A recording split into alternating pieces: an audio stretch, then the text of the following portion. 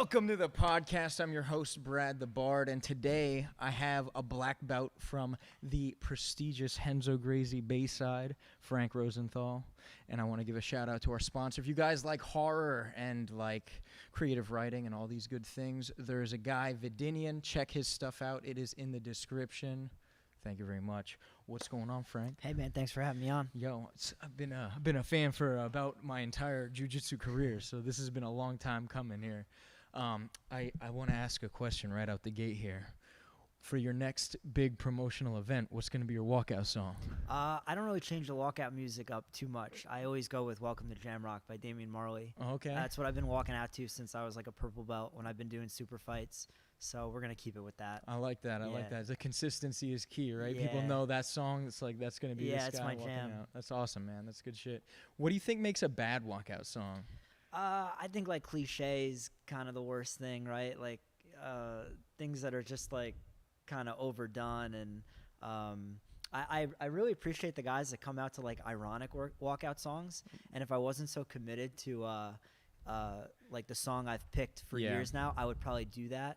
I think like I would love to come out to like Diana Ross or like Footloose or Prince. Oh man, I think that would be just like ironically funny. That's funny. But yeah, I like when guys do that. I get a kick out of it. I think it's too easy for some guys. Like if your name's Xavier, you come out to X gonna give it to you. Yeah, It's too easy for those guys, man. We got to be more creative out That's here. right.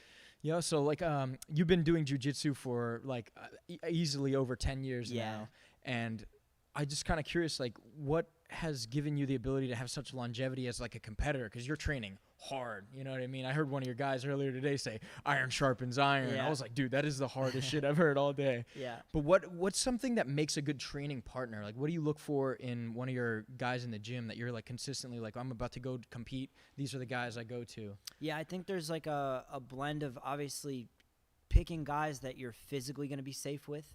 Obviously, we've all, I think, experienced like wanting to go a little too hard before competition, and you roll with that guy and you end up getting an injury that could have been avoided. Yeah. That's important in general, but especially if you're about to compete, man. Like you don't want to go in injured if it could have been avoided. Yeah. And then the other side to that is like picking partners I think that are gonna help you develop like your jiu-jitsu, where not every round has to be a battle, because it's going to be hard to develop new things in your game and be creative and kind of be flowy and smooth if every single round is an ADCC final. Yeah. So I think like I have rounds that I pick that are going to push me physically, where you have to do those rounds too. But then I try to balance it out with also rounds where it's going to allow me to kind of come up with new ideas and work on some stuff that is going to pay dividends in the future. So yeah, I would say like that's kind of what I look for these days. Yeah, and that's kind of for like any event, you kind of stay consistent with those practices. Yeah, I think like, your jiu-jitsu doesn't really change. Like obviously you're going to focus a little more heavily on maybe certain things based on the rule set you're doing. Yeah. But at the end of the day, like I know the direction that I'm trying to take my jiu-jitsu in, and I'm going to pretty much stay consistent with like what I'm working on and the direction that I want to go. Yeah. Because I think like if your jiu-jitsu's good, regardless of the rule set you're doing, you'll do well. Yeah, that makes sense. So the last competition I saw you at was the Edgard Invitational, and speaking of rule sets, they had like a sub-only chunk, and then the overtime was points like oriented. What's like an optimal rule set for you? How did you feel about that rule set? I actually loved it. That's like actually my favorite like hybrid of rule set. The way that they did it is similar to how ADCC does it, Nice. Where the first half of the match is sub-only, and then second half is points. I think it brings a good mix of like the best of both worlds. Yeah. I like that you can kind of just go send it in the first half of the match and do your thing, and then I like that there's structure in the second half with the points, because like I said, like if your jiu-jitsu is really good, you shouldn't have to hide behind a specific rule set. You should be able to be successful regardless. So I thought it was cool that they brought those two things together, and I think it resulted in really good fucking matches. I mean, I thought the part of the matches that went to points were just as entertaining as the part that was sub only. I don't think guys were holding back or trying to stall. Like I think everyone competed so well, and it was Yeah. really cool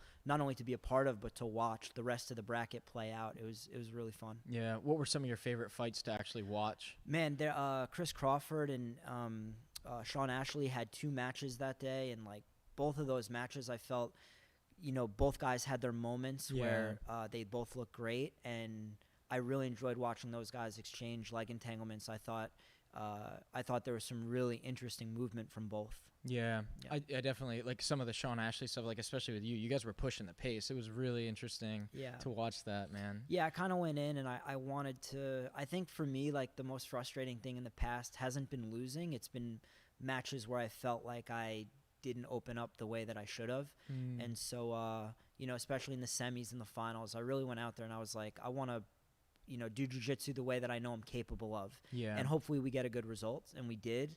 But yeah, you caught the W at the end. but money. it was honestly like just as important to win in the right way. Yeah. That I felt I was capable of, not just to get the win. Yeah, like you mentioned earlier, like your first fight, you were a little like off because weight cutting does that to everybody. Yeah, I just felt like I didn't perform as well as I could have the first match, but I try to look at that as a good experience as well, because I look at it as like, hey, you grappled like a shitbag, but you still, regardless of how you were feeling or how, of how happy you were with the match, like you still have to perform and find a way to win. Even though it wasn't ideal, it wasn't a win that I'm proud of. Yeah. I still had to like hold my shit together, make sure we get the win, and then self-correct in the next match. So it kind of gave me the opportunity to do that. Look, I would love to go out and highlight reel everybody that I step on the mat with, but that ain't the way it works, all the time. True that, man. Yeah, I mean, that's pretty interesting how you had to make like calculated decisions, like deciding, going out for the epic win is not going to be as as certain as trusting your game and just seeing the situation for what it was. Yeah. That's awesome stuff, man. Do you have like a submission you want to get off in like a competition? Like, do you have anything like that you haven't gotten yet? And you're like, oh, I feel like I used to chase things so heavily. Yeah? Like what? Like what? I mean, like, when I started competing more seriously, you want to leg lock everybody because like kind of like people maybe expect you to be good at leg locks. And, yeah, that's what's hot. Yeah, and that's like the trend, right? And I think we're all guilty maybe of falling into that a little bit. But nowadays, like, I just want to perform the best I can. I want to, whatever move is the right move to use is the move I'm going to use. Like, and I think people kind of handcuff themselves by saying, oh, I got to leg lock this guy because I'm a leg lock guy, or I got to strangle this guy from the back because I'm a back attack guy. Like, I think the best grapplers, at least the ones that I've competed against and the ones that I've had the opportunity to train with, the one thing I've learned is they never handcuff themselves to doing one thing. They are really so well-rounded that, hey, the right submission is the one that is going to get them the win, not the one that is going to push their DVD sales or their image or anything like that. Like, you take a really good grappler will fuck you up regardless of where they are in the match, whether it's a finish from the mount, a finish from the back, a leg lock, like. So that's what I'm trying to do nowadays is I'm not chasing this submission or that. I'm just trying to grapple really well and grapple the best that I can.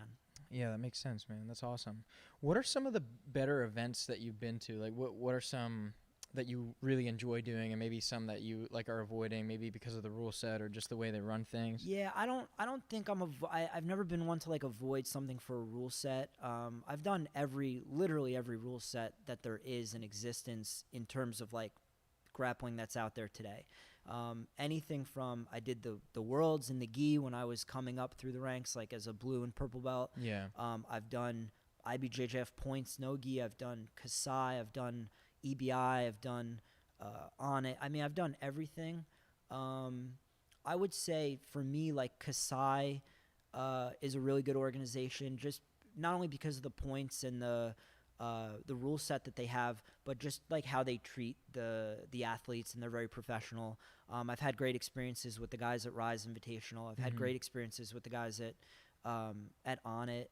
I had a really cool opportunity to go out to Kuwait and do a tournament out there, and the guys there were really hospitable, and I enjoyed that. So To me, honestly, I just like competing in organizations that are going to offer really tough opposition and that are going to treat the athletes well. And regardless of the rule set, like I'll have a good time. Yeah, that makes sense. So you've traveled a lot to train and compete? Yeah, I've been fortunate. I've gotten to travel quite a bit to teach and to compete and, train with other guys and, learn as much as I can. What are some of your favorite places to train, to travel and train at? So I've been to Costa Rica a few times. Nice. I've gotten to train in England a few times. Visited some academies out there. Trained with guys like Ross Nichols, who's super tough. Dan Strauss, I always just kind of enjoy getting an outside perspective of how things are done, because I think there's more than one way to be successful at this, and the more collaboration you have, sometimes it opens your eyes to different ways of doing things that you just otherwise wouldn't have gotten if you only train in the same place every single day. Yeah, that makes a lot of sense.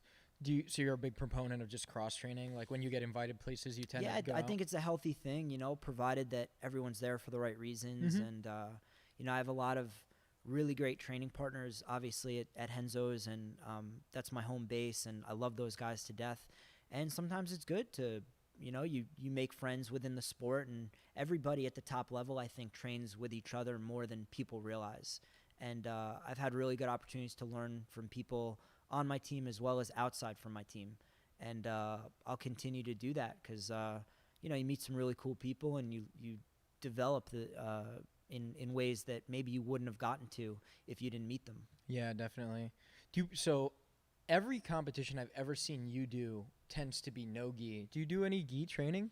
I do gi training, but I wouldn't say I do gi training like seriously. I teach obviously in the gi, and I teach no gi as well.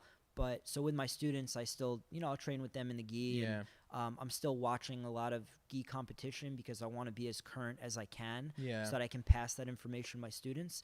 But I wouldn't say that I train in the gi like hard enough or consistent enough that I would be prepared to go and do a gi competition. I'll put it on here and there, but the primary focus of my training is no gi. Yeah. Yeah. And you basically focus on like grappling and BJJ. You don't do too much striking and stuff. Yeah, no, my striking is pretty sad. I might jump in a Muay Thai class here and there, like ironically. Yeah. Almost like or sarcastically, but I love striking. I think like from an outside perspective, I think it's so fascinating, and I have such an appreciation for it. But my striking ability, pretty fucking low. Yeah. I don't train too much striking. Maybe in the future, if I had the right more training time, partners and stuff, maybe it's something I would take up just recreationally. Yeah. But I'm not getting into any striking matches anytime soon. And you've never done MMA? Not really, no. Have you done combat jiu-jitsu before? No, I was invited to do the combat EBI that's coming up in December, and it was at 155. It's at 155, and I told Eddie I would love to come and do it maybe at 145, my natural weight class. But no, I haven't done it, but it's something I would be open to do in the future, provided that it's at my weight class. Yeah. Would you do MMA? I wouldn't do MMA. No. Would you do a street beefs? A what? A street beefs? What's a street beef? You don't know what street beefs is? I It's don't. like a YouTube channel. They have like it's in, I believe it's in Georgia, because it's legal to have unsanctioned fights there. Okay. And they have like this thing called Satan's Backyard. It's just like wooden like pallets around this thing, and they just have random people come in. Okay. Mike Rockshawn was actually on there. I know he's a Henzo guy. Yeah, Mike Rockshawn, I feel like that would be his second home. Yeah. Is a street beef. I don't know of anyone more qualified to do a street beef than Mike Rockshawn. So maybe I'd go with him He and do kicked like ass in maybe his we would one. do like a tag team event. Yeah. I would do that. Yeah, but I think generally speaking, they do like MMA and then boxing, so you can do one or the other. Okay. Oh man, I have to anyone watching, DM Frank your favorite street beefs on his Instagram. It's down there. Send it my way so I can study I'm up. definitely gonna show you that. It's so funny, man. I can't believe you never heard of street beefs. Yeah, that's a question I always ask the jiu-jitsu guys, man. Yeah, it's just like this unsanctioned fight on like padded dirt. Perfect. It's fucked up, man. Yeah. Sounds fantastic. Yeah, that shit's pretty wild, man. But that's cool, man. So what would it like if someone was gonna do like a big like promotional thing where it was like an exhibition match for like an MMA thing, like what kind of how much money would you have to get paid before you were like, all right, I'll do it against like a guy that's like an amateur, maybe he's like 1-0 or something against amateur like MMA fighter? Yeah, maybe the dude's 1-1. You know what it is, man? It's not about the money Yeah. that drives me away. It's more just like getting fucking punched and kicked is just not like I don't get it. Like I don't want to do that so badly that I would do an MMA fight. You know, like I mean, look, if I got paid an absurd amount of money, would I do it? Yeah, it would be hard to walk away from like a crazy amount of money, right? Like $1 million. Definitely. Yeah, I'll go get beat up. But yeah, I don't know, man. I just never. I appreciate it from an outside perspective, but I could never really commit myself because you got to remember, it's not just about doing the MMA fight. It's about like the training too, right? Yeah, true that. So like, it's not like, hey, will you go get beat up this one time? It's like, hey, man, are you willing to get beat up for like years in training, like literally for fucking years, and then go maybe get beat up while people watch? I'm like, yeah, I'm too handsome for that. You know, I'm gonna pass. That's funny as hell. But I think we were discussing earlier, you are a big fan of watching MMA and like UFC and stuff. What are some things that you really enjoy about watching UFC? I think versus like jiu-jitsu. Yeah, I think nowadays, just like jiu-jitsu, MMA is evolving so quickly and is still a relatively young sport. And I enjoy watching how different the UFC looks, or any MMA organization, even from how it looked 5 years ago. Definitely. And I enjoy watching the level of athletes go up and up, and the level of technique continue to rise. And I think that regardless of what like martial art you're watching, I think that there's always something we can take away as martial artists and like as jiu-jitsu competitors, even from other martial arts that aren't jiu-jitsu. Because I think that like good movement is good movement. And one thing that, you know, some training partners of mine that do fight MMA have kind of opened my eyes up to is like there's value to be taken from things that maybe from places that you might not look, you know, to begin with. Yeah. And so, man, like I watch like an elite level striker, just the way they move, and I'm like, man, like that's like that movement itself and their ability to bob and weave. Yeah, bob and weave and do footwork and manage distance and just have like good quality movements that make all their techniques work. That's really the same as how jiu-jitsu works. And I think it's just cool to see, whether it's in a jiu-jitsu context or in a MMA context, or even just a straight up striking context like boxing, Muay Thai, kickboxing. So yeah. No, that's pretty awesome, man. Do you watch other martial arts like boxing? Yeah, I watch pretty much everything. I don't watch as much boxing, but I do watch a lot of wrestling. Big fan of college wrestling. Yeah. Even freestyle wrestling.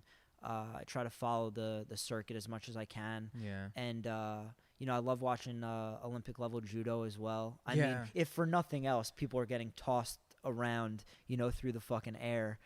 It's pretty unbelievable, and obviously there's a lot of overlay with what we do. Yeah. So I feel like there's a lot to be taken from other martial arts that we could benefit from. Definitely.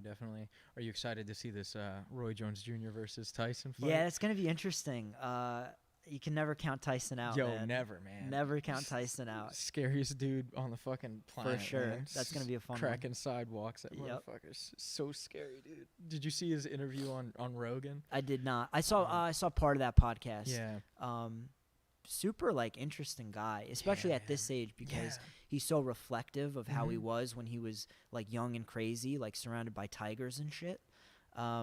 It's cool. It's kind of interesting now to see him as like an older or middle-aged guy. Yeah. And he's a lot calmer. Yeah. You know, and he's like humbled. It's interesting because like he went to do the pot farm thing, right? And it kind of like leveled him out and softened him up and stuff. But now like he's back to training, and it's like he's almost like he became the light and then reintegrated the shadow. Right. It's so cool to see him as like a whole person. Powerful like mental dude, but like his punches are equally as powerful. Yeah, Mike Tyson's the dude. Yeah, man. It's gonna be some scary shit, man. So yeah, let's talk about a little bit about like your history, right? Where did you come up with jiu-jitsu? Like, what got you into jiu-jitsu in the first place? And then how did you decide, like, this is what I want to do with my life professionally? Yeah, so one of my best friends, Eric Sherman, he started jiu-jitsu when we were about 16, and he started training under Matt Serra because he's from Long Island. Yeah. And he's like, yeah, we both wrestled in high school, and he's like, yeah, man, I've been training jiu-jitsu. And I was like, I'll be honest, dude, that sounds gay. And I didn't know what it was, and I wanted no part of it. And the more I saw it, I think, in person, the more I started to think, like, oh, man, like, this is actually kind of cool. So I would watch Eric compete, I want to say at blue and purple belt no-gi pans. You know, he won the no-gi pans at blue and purple belt. And I remember watching it and being like, man, this is, like, fucking awesome. Like, I don't think I'll ever get to that point, but this is pretty cool. I didn't have anywhere to train at that point because jiu-jitsu wasn't as spread out as it is now. Yeah. You know, there was no academy near my house. I still kind of lived far away from New York City to go to the Renzo Gracie Academy. Yeah. And so it wasn't until, like, after my first year in college when I came back home that a local Renzo Gracie school opened up, and I started training there.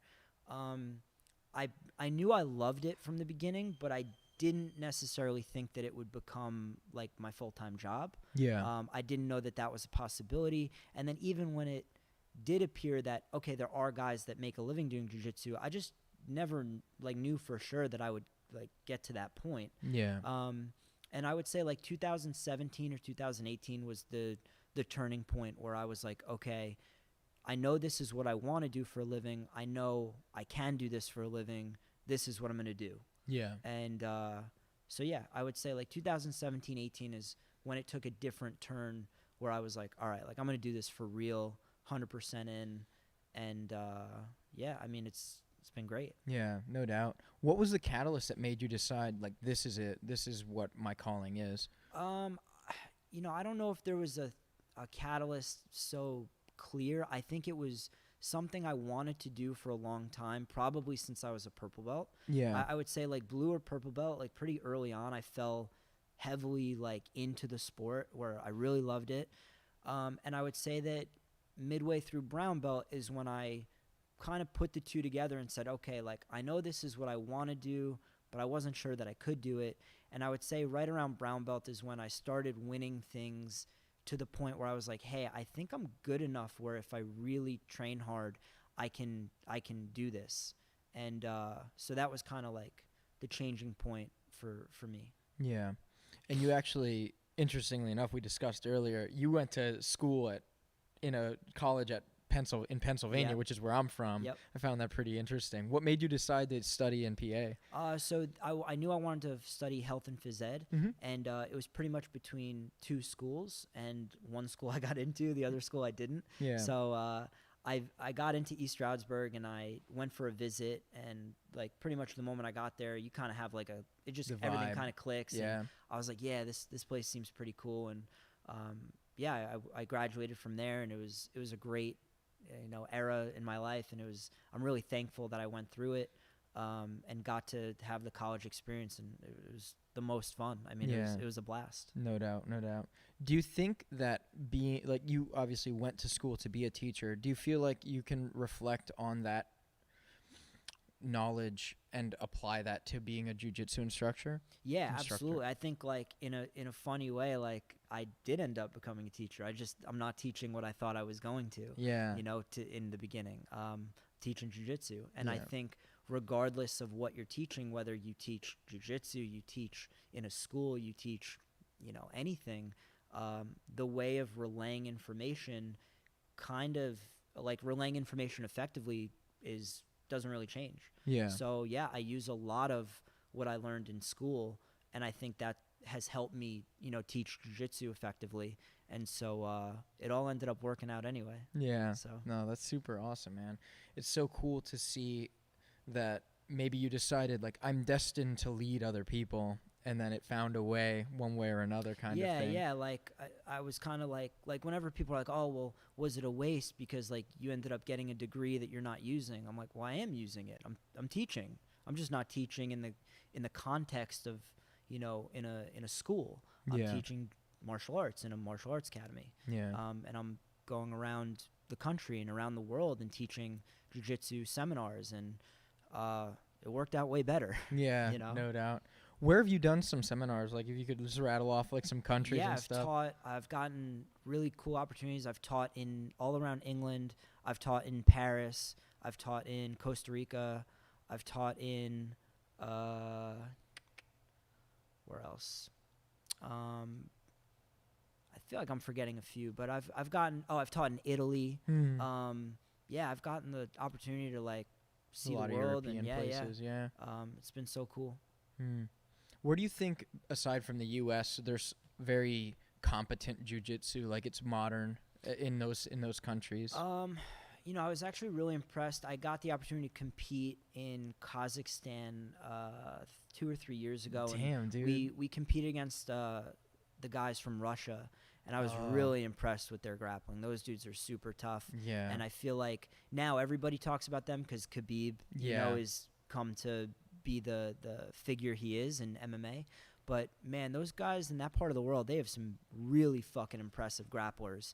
And when I got on the mat with them, I was super impressed. I think that's one area of the world that we can expect to see some future ADCC contenders from. And, they're developing really well over there. Yeah, no doubt. Yeah, I think, like, you know, the stereotypes, everyone in Russia wrestles bears and things, you know? They literally wrestle bears. Yeah.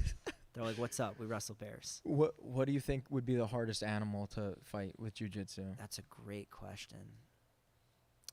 I would have to say the emu. The emu? Yeah. It's a flightless bird from Australia. Yeah. Like an ostrich kind of thing. You can't defeat it?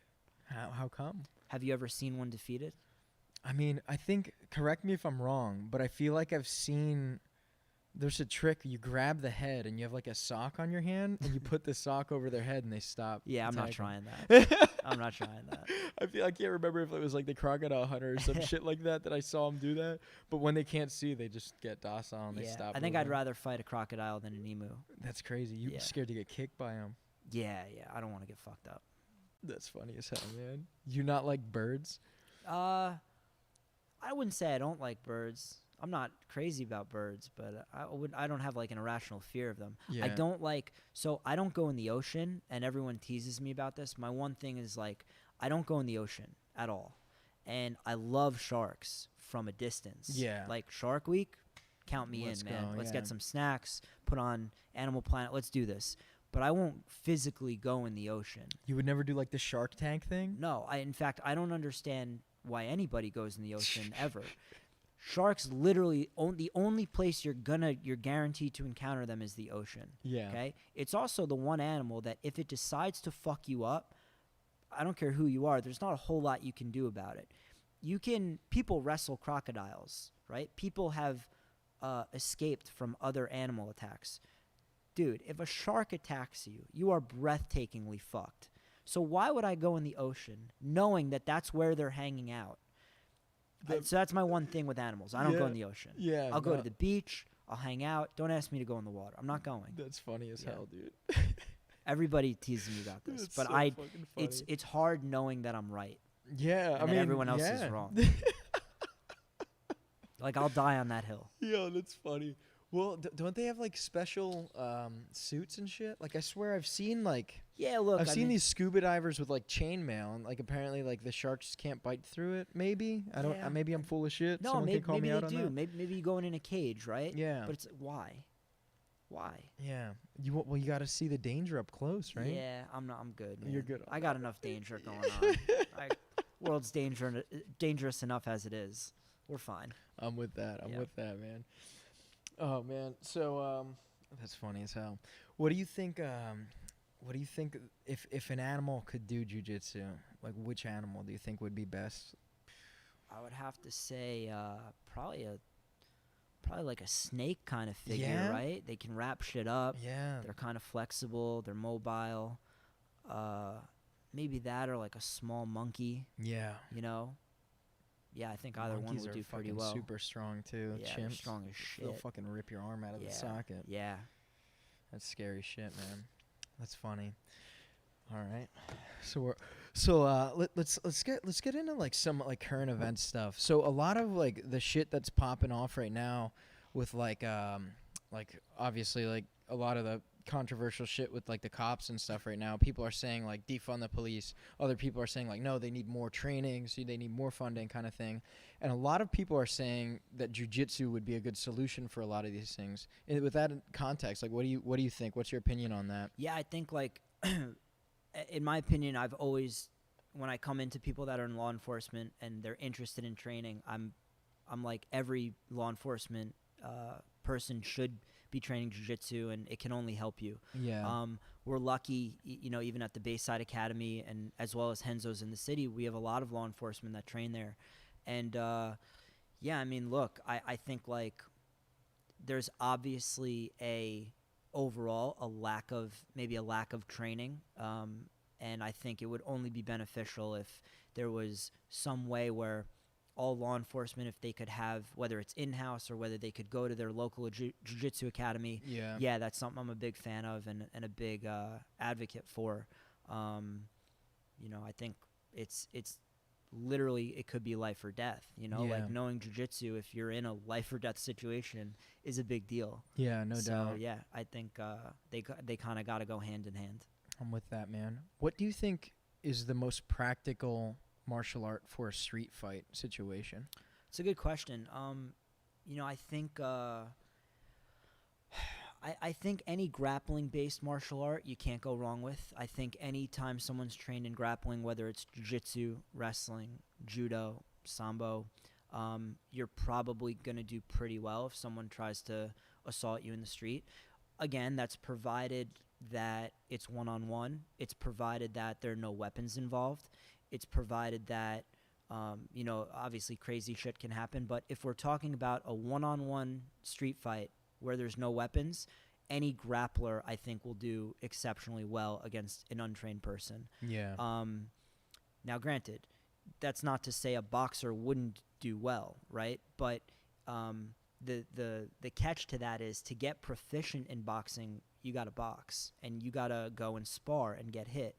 And maybe a 45-year-old that, works an office job doesn't want to go and spar 4 times a week and get punched and kicked. But that same guy can easily come into a jiu-jitsu academy and get very fucking dangerous at jiu-jitsu and very good at jiu-jitsu without the physical damage that maybe you have to take in order to get good at striking. That makes a lot of sense.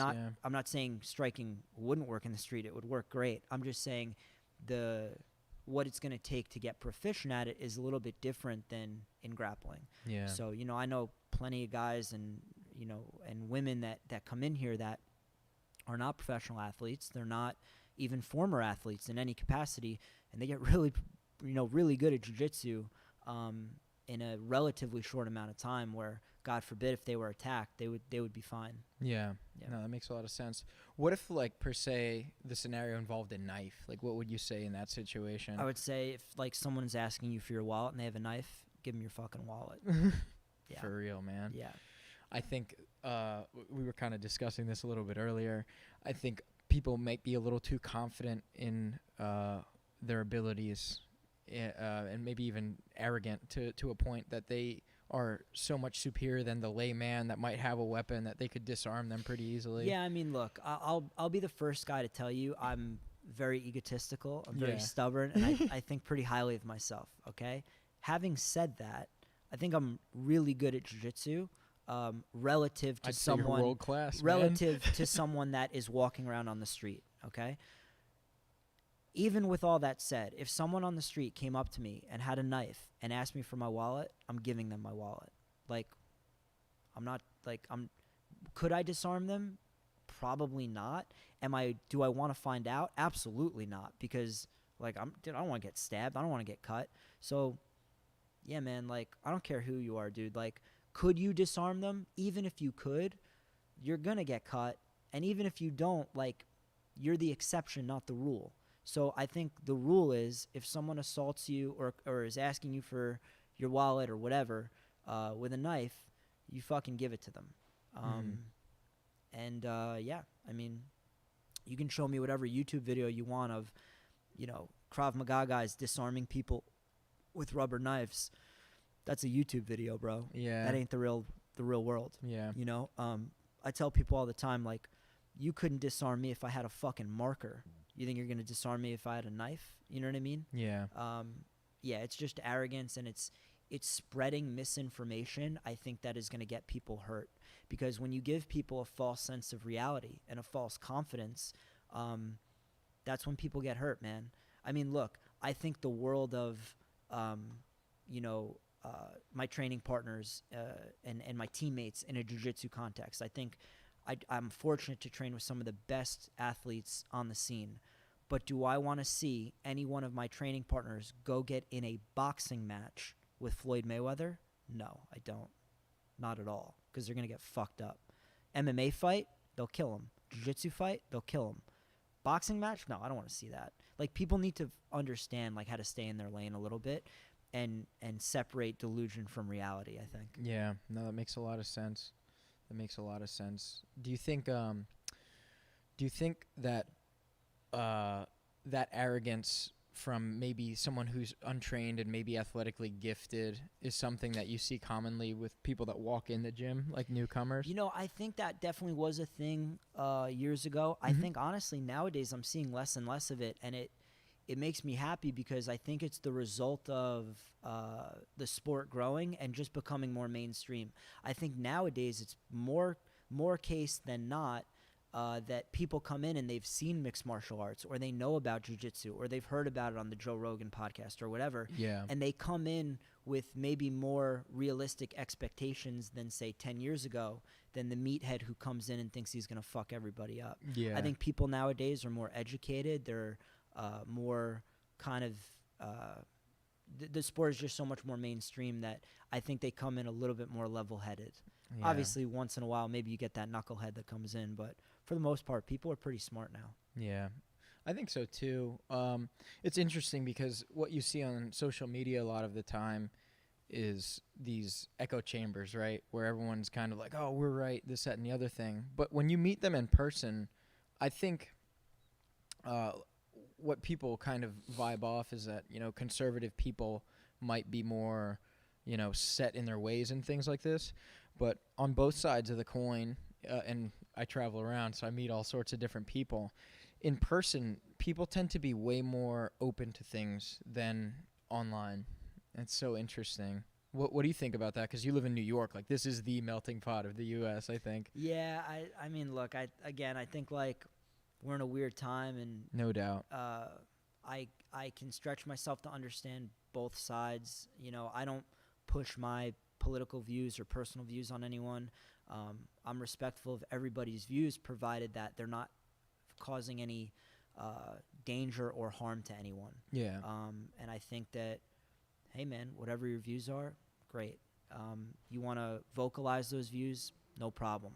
You want to take it to the next level where you're starting to, like, hurt people and cause physical danger to people, no, I'm not down with that. Mm-hmm. So, that's kind of my take on the thing. Yeah, no doubt. So, I mean, I'm from Pennsylvania, and I'm not in a very big city where I'm at, but I saw some, like, Instagram clips of, like, some of the riots and shit on the bigger cities. Have you seen any of that in Long Island? No, I'm in Queens, but okay. When COVID started, there were definitely riots, and we saw a lot happening in Manhattan. And so we would go to Renzo's, and if we were in Midtown, we pretty much saw it starting. Yeah. Because around that time is when it would start, and we would get the fuck out of the city and get back to Astoria. And yeah, man, it was unsettling. It was definitely unsettling to be in a place where you're in every day, walking the same streets that you walk down every day, and all of a sudden it feels like a war zone. It was weird, and it was to see them board up the Renzo Gracie Academy because they were afraid that people were gonna knock the fucking windows in and shatter the glass. It was sad. It was sad, and it pissed me the fuck off, to be honest. Yeah. Like, this guy, like Renzo, comes from Brazil, makes a life for himself in the United States, becomes a pioneer and an icon of MMA so that he can make a living for himself, opens an academy in New York, and now some guy's going to throw a barricade through the window that doesn't even know Renzo. Like, it's unsettling. It sucks. Yeah. But, I think so. It is what it is. Yeah, I think a lot of, like, I can speak from experience myself because I ended up losing my job as a result of this. So I could see a lot of people being really negatively affected by the whole scope of 2020. Let's be honest here. Just so many things happening, so many world like altering events happen this year. It's pretty insane, starting with like the Australian fires, and then just getting crazier and crazier closer to home. What do you think the corona situation with the quarantine and everything did for jiu-jitsu in your life, like around in the New York area? Yeah, it's a great question. I think it was a unique opportunity, honestly, to see who was going to do what with like the cards they were given. So I think there's pretty much two routes you could have gone in terms of COVID affecting your life if you're a jiu-jitsu athlete or even a jiu-jitsu practitioner of any kind. Yeah. I think you could pack it in and say, hey, it's COVID and all the gyms are shut and the academies are shut down, so I'll just stay at home and do absolutely nothing to develop myself as a martial artist. Or you could have said, hey, this is an opportunity to further advance my knowledge in the sport and get a step ahead of everyone that's deciding to take the latter approach. Mm-hmm. And I think for us, the gains that I've made in the past, however many months it's been, 10 years, I've gotten better in the last 6 to 8 months probably than I have in the last, couple years. And I think it was just a result of like all of us coming together and being like, hey, regardless of the shit that's going on out there, our goals aren't changing. We know where we want to be in a year's time or in 2 years' time. And we're just going to continue to work towards that. So that's what we did. Yeah, that's awesome. I know for myself, I was lucky enough to have networked with enough people that were doing, the underground thing. Like we have the Black Basement crew out there. Shout out to all those awesome dudes. And we ended up, figuring out ways to train. And it's interesting because something I had conversations with people that don't train when they found out I was training, like, oh my God, I can't believe like you're getting around. And I'm like, well, think about this, right? I've been sharing bacteria with most of these people since I started training. Like right. we are inoculated with each other's, bodily stuff. Yeah. Like we're trying to choke each other out. We're doing some intimate shit. Sure. You know what I mean? More intimate than like me and my mom hugging. You know what I'm saying? A lot of the time. And I figured, well, jiu-jitsu is one of the cleanest things that I do with respect to bacterium and things like this because of how cleanly you must be to practice this. Yeah. Like I think more than like being like a bruiser or like a bum on the mat or something like this, everyone gives shit to the guy that stinks. Right. Yeah. And everyone's always like encouraging each other like, hey man, I have some like wipes over here, like if you want to fucking wipe your shit up, and we're gonna clean the mats after everything. And I'm thinking to myself, I'm doing one of the cleanest activities I can do. Yeah. And it's strengthening my immune system locally. Like it's so interesting how other people have different perspectives on this, where they think being at home and allowing, a lack of sunlight to weaken their immune system and things like this. So interesting to see a perspective on that. What do you think? Yeah, and I think that, look, even if, some people are put in a tough situation, say like you're a young, healthy, active individual. Yeah. Obviously, the virus is not as dangerous to you as it is to, say, people your parents' age or your grandparents' age. But maybe you live with your parents or your grandparents. Well, there are still things you could be doing to get better, even if it doesn't involve going to the academy and training physically, because maybe you are worried about passing it on to someone who's more at risk, which I totally can respect and understand. Definitely. But there still are other ways to develop your knowledge and study and get better. And I think, that's a decision that people make. And it doesn't just have to be training physically. Obviously, that's going to be the cornerstone, right, of what you're doing. But if that's off the table because you live with your grandmother, you live with your parents, and you are worried about it, hey, no problem. I can respect that. But you can still be doing things. Like, there's so much jiu-jitsu content now. Yeah. So much great content out there that, go look at a DVD, go watch old match footage, go do something, to keep your mind active, even if your body is not as involved as you would like it to be. Yeah, I definitely can speak from being on like the front lines, helping like Rob Deagle with his instructional. Like I was helping put some of this content out here, and because of that, I became more aware of what was getting put out there. And I see like massive amounts of content. Maybe it's just Instagram's algorithm, force feeding me all this jiu-jitsu stuff. But I can definitely say the quantity and quality of jiu-jitsu online is huge. What do you think about a lot of these guys that were pitching, like, learn jiu-jitsu at home with, like, your little brother kind of thing? Yeah, I mean, look, I can respect what they're trying to push as an alternate means, during a weird time. But again, like, there's really no substitute for actual training. If that's all you can do it. It's better than doing nothing. True that. Right? But, only the real thing is the real thing. Yeah, no substitute for live rolling, man. What do you think is the right balance for you for training, like drilling and live rolling? Because I get different answers from everyone. I'm kind of curious. Yeah, I think so. I think what's funny about that is you have to specify what drilling means to someone. So I'll give you an example. Like I used to drill a lot differently than I drill now. Right now, I would say I still absolutely do drilling. I think it's important. But the way that I drill is different than the way I did it, say, when I was a purple belt. When I was a purple belt, I would put on a timer and bust out 50 leg drags on my left and then 50 on my right. And then it was more like robotic. And that was okay at the time because I was learning the mechanics of how to do a move that I wasn't good at. Nowadays, I drill, but it's in a different context. I would say that I don't drill like that robotic anymore. I kind of drill like sequentially and, hey, here's the sequence that we're trying to create or the sequence that we're trying to work our way through. Let's have a look at this one spot as many times as we can. And so drilling for me can sometimes be done in a class, like when John shows a move and he's like, go drill that move. I'm like, no problem. And drilling can be done through positional rounds where I say, hey, we're going to get in the same position over and over and over with resets because it's making me go attack the same problem a bunch of times, and I'm going to use that to work on my stuff. So, yeah, I still drill, but the way that I drill is a little different than I used to. And obviously, yeah, I try to get a lot of live training in too. What would you say the ratio is for an average day?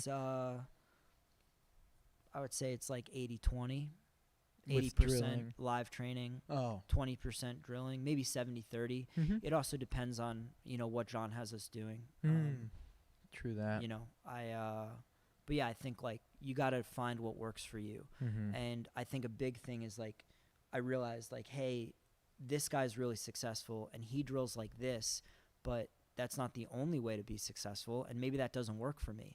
And maybe, you know what I mean? You got to find that happy medium. Yeah. I don't think you can just train live all the time and expect to get really good. Yeah. I think you need specific training. I think you need drilling to learn the mechanics of how things work. And obviously you need live training to be met with resistance so that when you're met with resistance, you can have a clear indication of what's working and what's not working and then go back and make adjustments. Yeah, that makes a lot of sense. I'm just like thinking about that in the context of like some things I've been doing lately. It's so cool that I've been so blessed with, yourself included, just being able to travel and learn from you got like a lot of like most I can't say like I haven't had a bad experience with instruction from any one of you Henzo guys that I'm so nice to be able to call my friend. You guys are giving like solid advice. Like one of the things that you said earlier while you were talking to me and Max was something you were saying something about Mayweather, about why is his jab working and mine's not. Right. And it's just so interesting the way your mind thinks. Yeah, again, like none of these, I never try to pass anything off as my own if it's not. Like, I've been super fortunate to learn about martial arts and just the process of learning from the guys I train with, and friends that I've made in the sport. And, like one lesson that I've kind of learned lately especially is like the time that you do things, the timing or the time in the match that you decide to do things is just as important, if not more important, than the way you're actually doing it. So like using the right thing at the right time.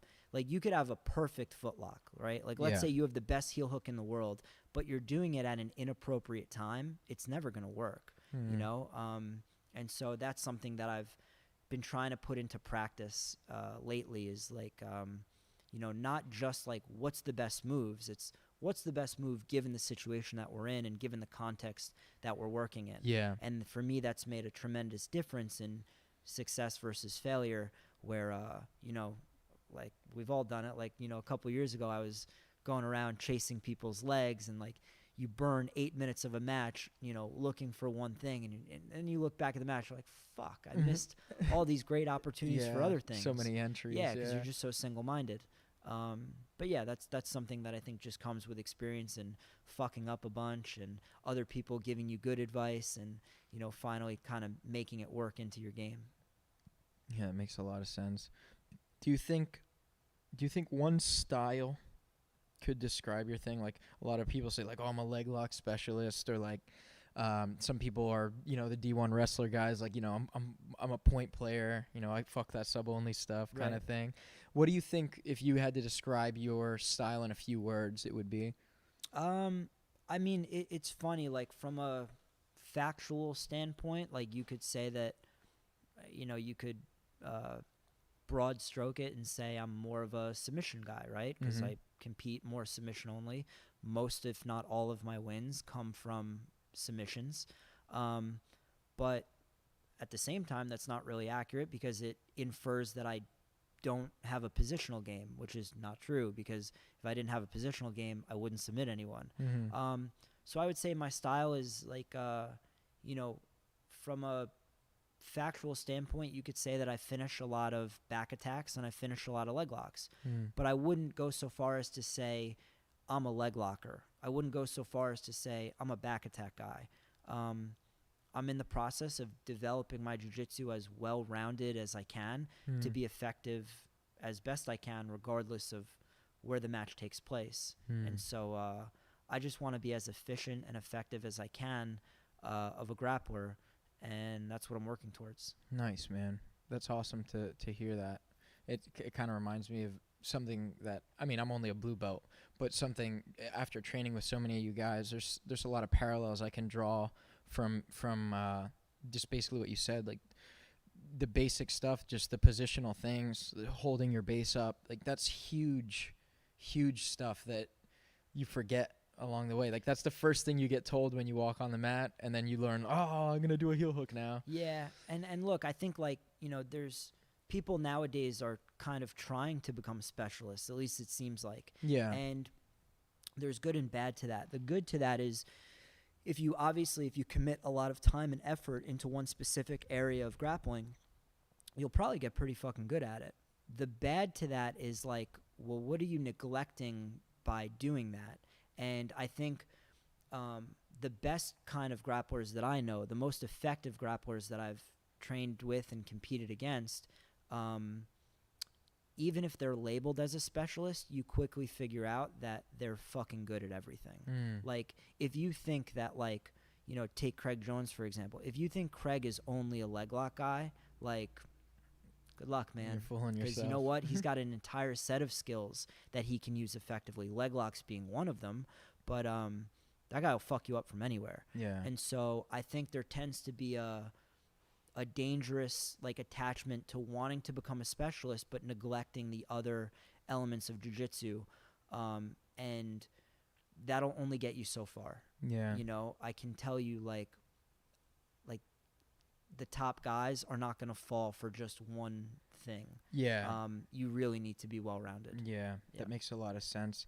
If you were going to give advice to maybe a purple belt that was in your shoes, you know, around, you know, the mid-2010s there, like yourself, about, you know, maybe trying to start, you know, getting sponsors and things like this and trying to maybe make jiu-jitsu a career, like what's some advice you would give those people? I would say, you know, you need to be really honest with yourself and ask yourself what it is you want out of this and why you're doing this. Yeah.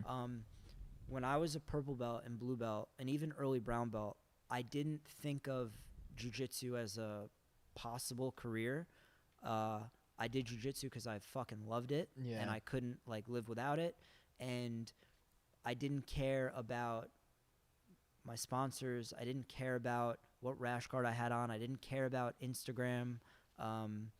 And I just wanted to do jiu-jitsu because that's what I wanted to do. And I really cared about it. And I would say nowadays it's very evident to me that people's motives for doing jiu-jitsu are maybe not as clear as they were before, this generation. And I would say, like, just make sure you understand what you're doing it for. And I'm not saying that there's a right reason or wrong reason to do something. I'm not trying to be, like on a high horse here. I'm just saying, like, I have a clear understanding of what's the most important to me and where things fall in terms of priority for me. And I would say, like, have an honest conversation with yourself and know that going in, and it'll be a lot clearer of like what you're going to get out of this. Your path. I'm not saying you can't care about multiple things. I'm saying, like, be very honest with yourself about what you care about the most. If you care the most about getting free gear from companies, cool, man. Nothing wrong with that. Like, go compete. I don't have anything against you. Go do it. But just know that you're never gonna get as far as the guy that only cares about training really hard and winning and developing his jiu-jitsu well. I mean, they're just two different things. You're playing two different games. So I'm not saying you got to pick one and it can only be one. I'm saying you can prioritize, but understand what they are. Yeah, that makes a lot of sense. So it's pretty obvious that, the seminars make you money, and you teach here, so you're making money that way, and especially from like privates and things like this. What are some things that might not be so obvious to someone that might just be starting out? Like they just got their brown belt, they want to start getting into instruction at their academy and stuff. What are some things that might not be so obvious about like how you can start generating money and make it more of a full-time thing? That's a great question. I wish I knew the answer to that, because if I did know the answer to that, I'd be doing it. I honestly don't know. I mean, I think, I think if you do something well enough, you'll find a way to make money doing it. And if money is the end goal for you in this, you're probably going to be disappointed. But if getting good is really what you care about, ironically, you'll probably end up doing okay anyway, because if you get really good, people will value that, and they'll be willing to pay you for your time and your effort and your knowledge. But yeah, man, as far as I know, there's no secret underground black market way to make money. If any of you guys have it, please send it my way. And I'll be the first to do it. Yeah, that's funny. Yeah, man, that's pretty crazy. So do you have any like side hustles that you do, or is jiu-jitsu your full-time gig? Jiu-jitsu's it. And like I have some hobbies outside of jiu-jitsu, but for the most part, like I don't care as much about other things as I care about this. And I'm not saying that can't change. Maybe one day it will, but right now this is what I care about the most. So this is where my energy's going. Definitely. What are some of your hobbies outside of BJJ? Sometimes I think it's healthy to do things that balance you out and take your mind off of jiu-jitsu. I play golf horribly. I'm very passionate about slicing hard to the right. Spending time with my family, traveling, getting to go and see things outside of the U.S. Has been really cool. And I think everybody needs to balance out a little bit. But at the end of the day, like, I'm always going to come back to this, and this is my primary focus. Yeah, that makes a lot of sense. So the traveling is like an incredible asset that you've had leveraged through this. What's something you really enjoy doing when you travel? Like, is there something you always try to do? Like, all right, we're here. Like, this is what I always do. I always have to poop in a bus station bathroom or something. I got to take an upper decker in some. I got to take an upper decker in some chick's apartment, and her landlord is gonna fucking find out. No, I would say I've been. One thing I've really liked is pretty much every country I've been to, I've had someone there that is a local. And I always like to ask them, like, hey, like, take me somewhere that I otherwise wouldn't have known to go check out because you live here and you just know the spot better than I do. And don't take me to the tourist shit. Like, the tourist shit's cool, we can do that too, but take me to something that I otherwise wouldn't have figured out for myself. Yeah, like the holes in the wall. Yeah, and shit. And that's been super cool, if nothing else, to like just meet people that you otherwise wouldn't have come across. And it's been fun. But I'm not above taking an upper decker. I'll do it. Show me the bathroom. I'll find a way. That's amazing, yo. Where have you traveled to that has like your favorite food?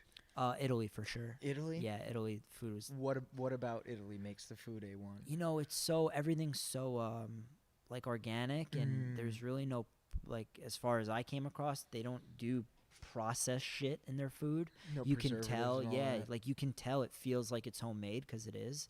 And oh my god, like, I love Italian food to begin with, and so I would say just like the fact that I like it to begin with, as well as the quality and the hospitality there was just so cool. Yeah. And I hope to go back soon someday. Yeah, no doubt. What was your favorite thing to eat when you were in Italy? I think I had gelato literally 3 times a day, every day, to the point where, like, it was uncomfortable for the people both that worked there and the people that had to drive me to the gelato place. Yeah. That's funny. No regrets. Yeah. No regrets. Not a letter. That's funny as hell. That's awesome. It looks like we have a couple people commenting. I just want to see. I'm actually going to grab my laptop.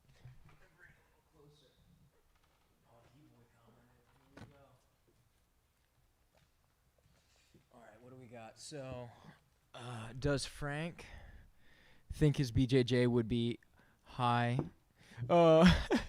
Would help in a fight with a pit bull. So if you listen to the podcast I did with D-Boy, he fought a pit bull. Oh shit! And he lost with his BJJ. So he's curious what your opinion is in that situation. I don't think I would make out too well either. I'm gonna give that one to the pit bull. Yeah, you think a pit bull does better than a snake? Yeah, dude. I think a pit bull would fuck me up. For sure. Yeah, pit bulls are pretty fucking scary. All right, we got another one here. Who is better, Ethan or I think it says Oliver? Or what does it say? Yeah, Oliver. Ethan or Oliver. And feel free not to answer these questions because I've gotten some ridiculous. I'll tell you the truth. Yeah. They both suck. Oh, man. No, I'm kidding. No, both those guys are fucking incredible. They have kind of different games. Yeah. Obviously, some things they do similar, but they have they have different styles for sure, and they're both super, super good. I dislike training with them equally because I just get fucked up. Yeah. So. Yeah, no, both those guys are unbelievable. That's awesome. Yep. That's awesome. So how often do you train with the Danaher group versus the Bayside group? Well, I mean, before quarantine, it was every day. You know, nice. It was like I'm at Renzo's during the day and then here at night. Quarantine has kind of shifted some things around, but I'm still, I would say it's still pretty even. The Bayside, like when I'm at Bayside, like my primary thing here is I'm teaching. Yeah. And whenever I'm teaching, I'll usually jump in and train with my students as well, which I think is important for any instructor. Yeah. But Renzo's is kind of like where I'm the student. Bayside, I'm more in the role of the instructor. And so, yeah. What are some qualities about the students that make them maybe like your favorite? What do you look for in a student that you're like, the potential here is amazing? Like, yeah, I mean, I don't know if it's a physical thing as much as just like, some people obviously start jiu-jitsu and just develop a passion for it. Yeah. And you can tell when that happens. You can tell that they think about jiu-jitsu when they leave this academy and that they're taking it home with them. And that's cool to see. And if not, that's totally fine too. I've students that I love that I'm sure, they got shit going on outside of this academy and that they got to worry about. And they come in here and, they get their training in. But, I think like obviously if somebody's more passionate about it and thinking about it more and studying more, their results are going to be pretty good in the academy. I think something for me, one thing that made me gravitate toward jiu-jitsu and taking it more seriously, because when I first started, I was training like once or twice a week, and now I train like most days a week.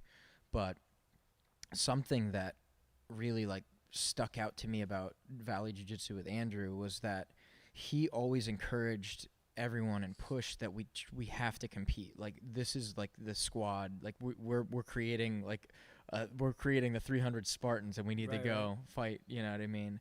On the battlefield. I think that's a huge thing for me, having like an instructor that's leading the charge.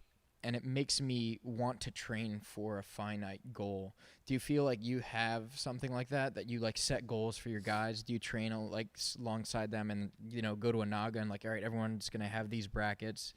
Yeah, I mean, I think the goals here might be a little different. We don't have quite as many students that compete, but I do often talk to them about having specific goals, like you said, because I think that's extremely important. Yeah. And but those goals can vary, you know. Some of my students compete, but most of them don't. So I think, like, if you have a competition goal, great.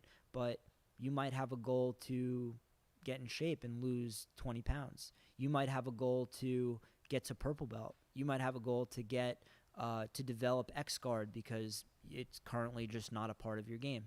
So goals can be scaled in so many different ways and directions that I always talk to my students about, hey, like, you should have short-term goals. You should have long-term goals, but that's for them to come up with, not for me. Yeah, you know what I mean? That makes sense. That's and whatever it is, I'll do my best to help them. But yeah, my students are pretty good about like knowing what they want, and I think like kind of coming to us and the coaching staff and being like, hey, you know, this is where I'd like to get. How do I do it? And I'll help them however I can. Yeah.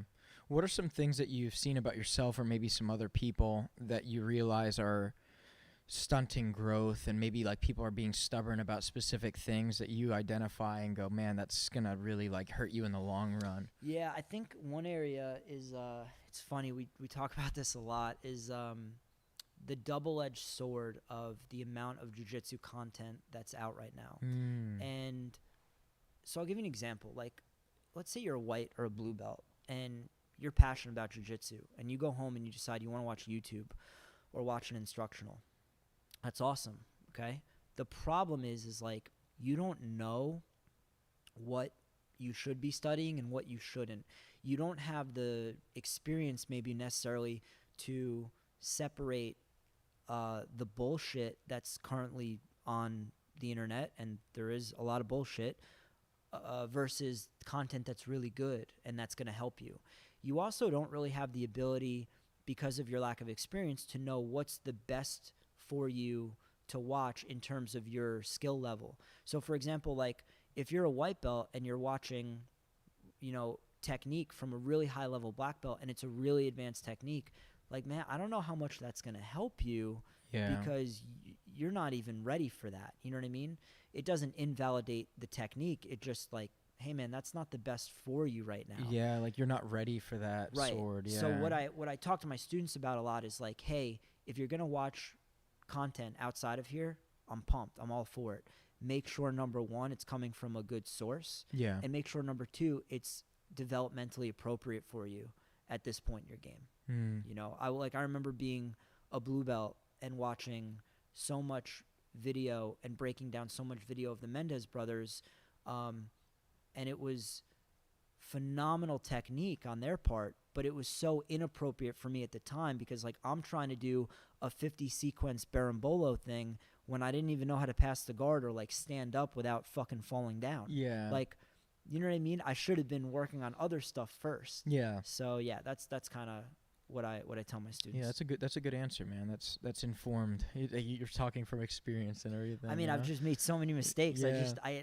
I try to tell you what I know won't work. Yeah. You know? Do you feel like you have a tendency to learn from mistakes? Like that's one of the best ways that you learn? Yeah, I think it's one way to learn. You know, I think it's something that's important to develop, is like the ability to look back and be like, hey, I fucked up here. And not like just like, hey, I fucked up here, but I fucked up here. How am I going to fix it and use it positively, rather than just like, I fucked up because I'm a moron. Yeah, that makes sense. Are there any matches that you would like to do again? Like maybe not, you know, go back in time, but is there any people that you want to rematch with? All of them. All of them? All of them. Every single fight? fucking one. That's awesome. Yeah.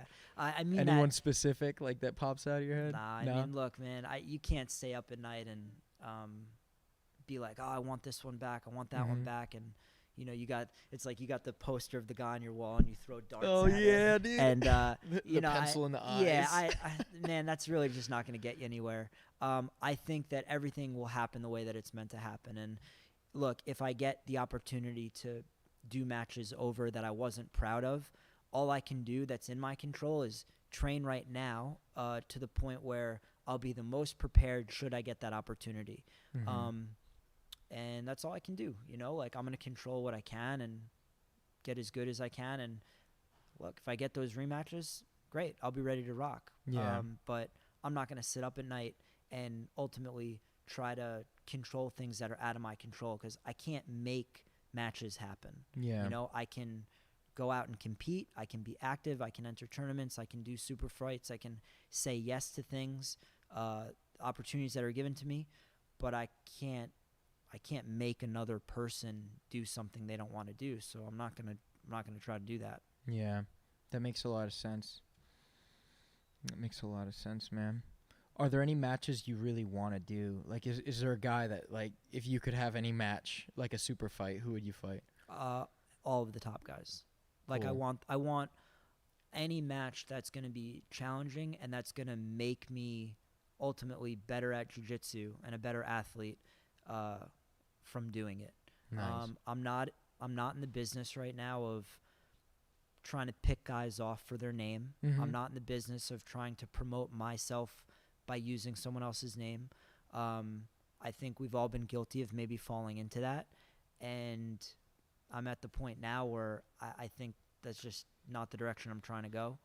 And yeah, I mean, I want tough matches. I want matches that mean a lot to me, because beating a skilled grappler is more important to me than beating a famous one. And if you happen to do both, great. That's awesome. But yeah, I'm not like, oh, I gotta beat this guy. Nah, man. Like, I want all the tough fucking matches. That's awesome. Yeah. That's awesome. That it seems like you have a really mature perspective on this. Yeah, I mean, I think it comes from going through certain phases, and like, you know, if I'm honest, like there probably was a time where I was like, ooh, if I beat this guy, it'll look good. And that only gets you so far. Yeah. You know what I mean? And I think it just gets tiring, and you wake up at a certain point, you're like, fuck, what am I doing this for? Like, yeah. And I know the reasons I'm doing this for. And, again, like, I want the matches that mean something to me. Yeah. And, that's not always the most well-known dude. Maybe it's the toughest dude, because like, I don't care about beating people that suck. I care about beating people that are really good. Yeah, that makes sense. Do you find that you're inspired with that perspective from anything? Because it sounds kind of like...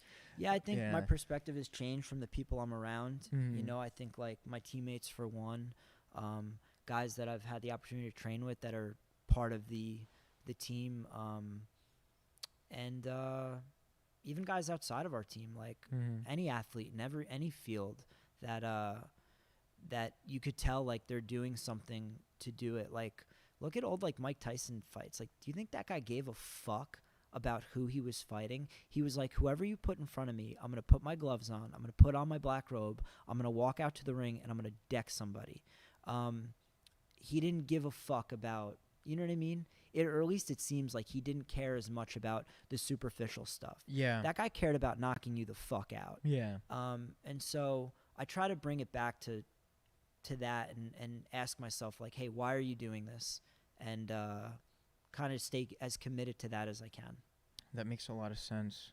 Do you feel like you find any inspiration on from anything outside of, like, jiu-jitsu or, like, martial arts, like maybe like a superhero or anything like that? No, I'm not too big of, like, a superhero guy. Yeah. Or sci-fi guy or anything like that. But I think there is inspiration in anybody that's successful in anything. You'll find commonalities. And I'm really fortunate. Like, I have a lot of people in my life that are successful at a lot of stuff outside of jiu-jitsu, whether it's business, music, art, whatever the case may be.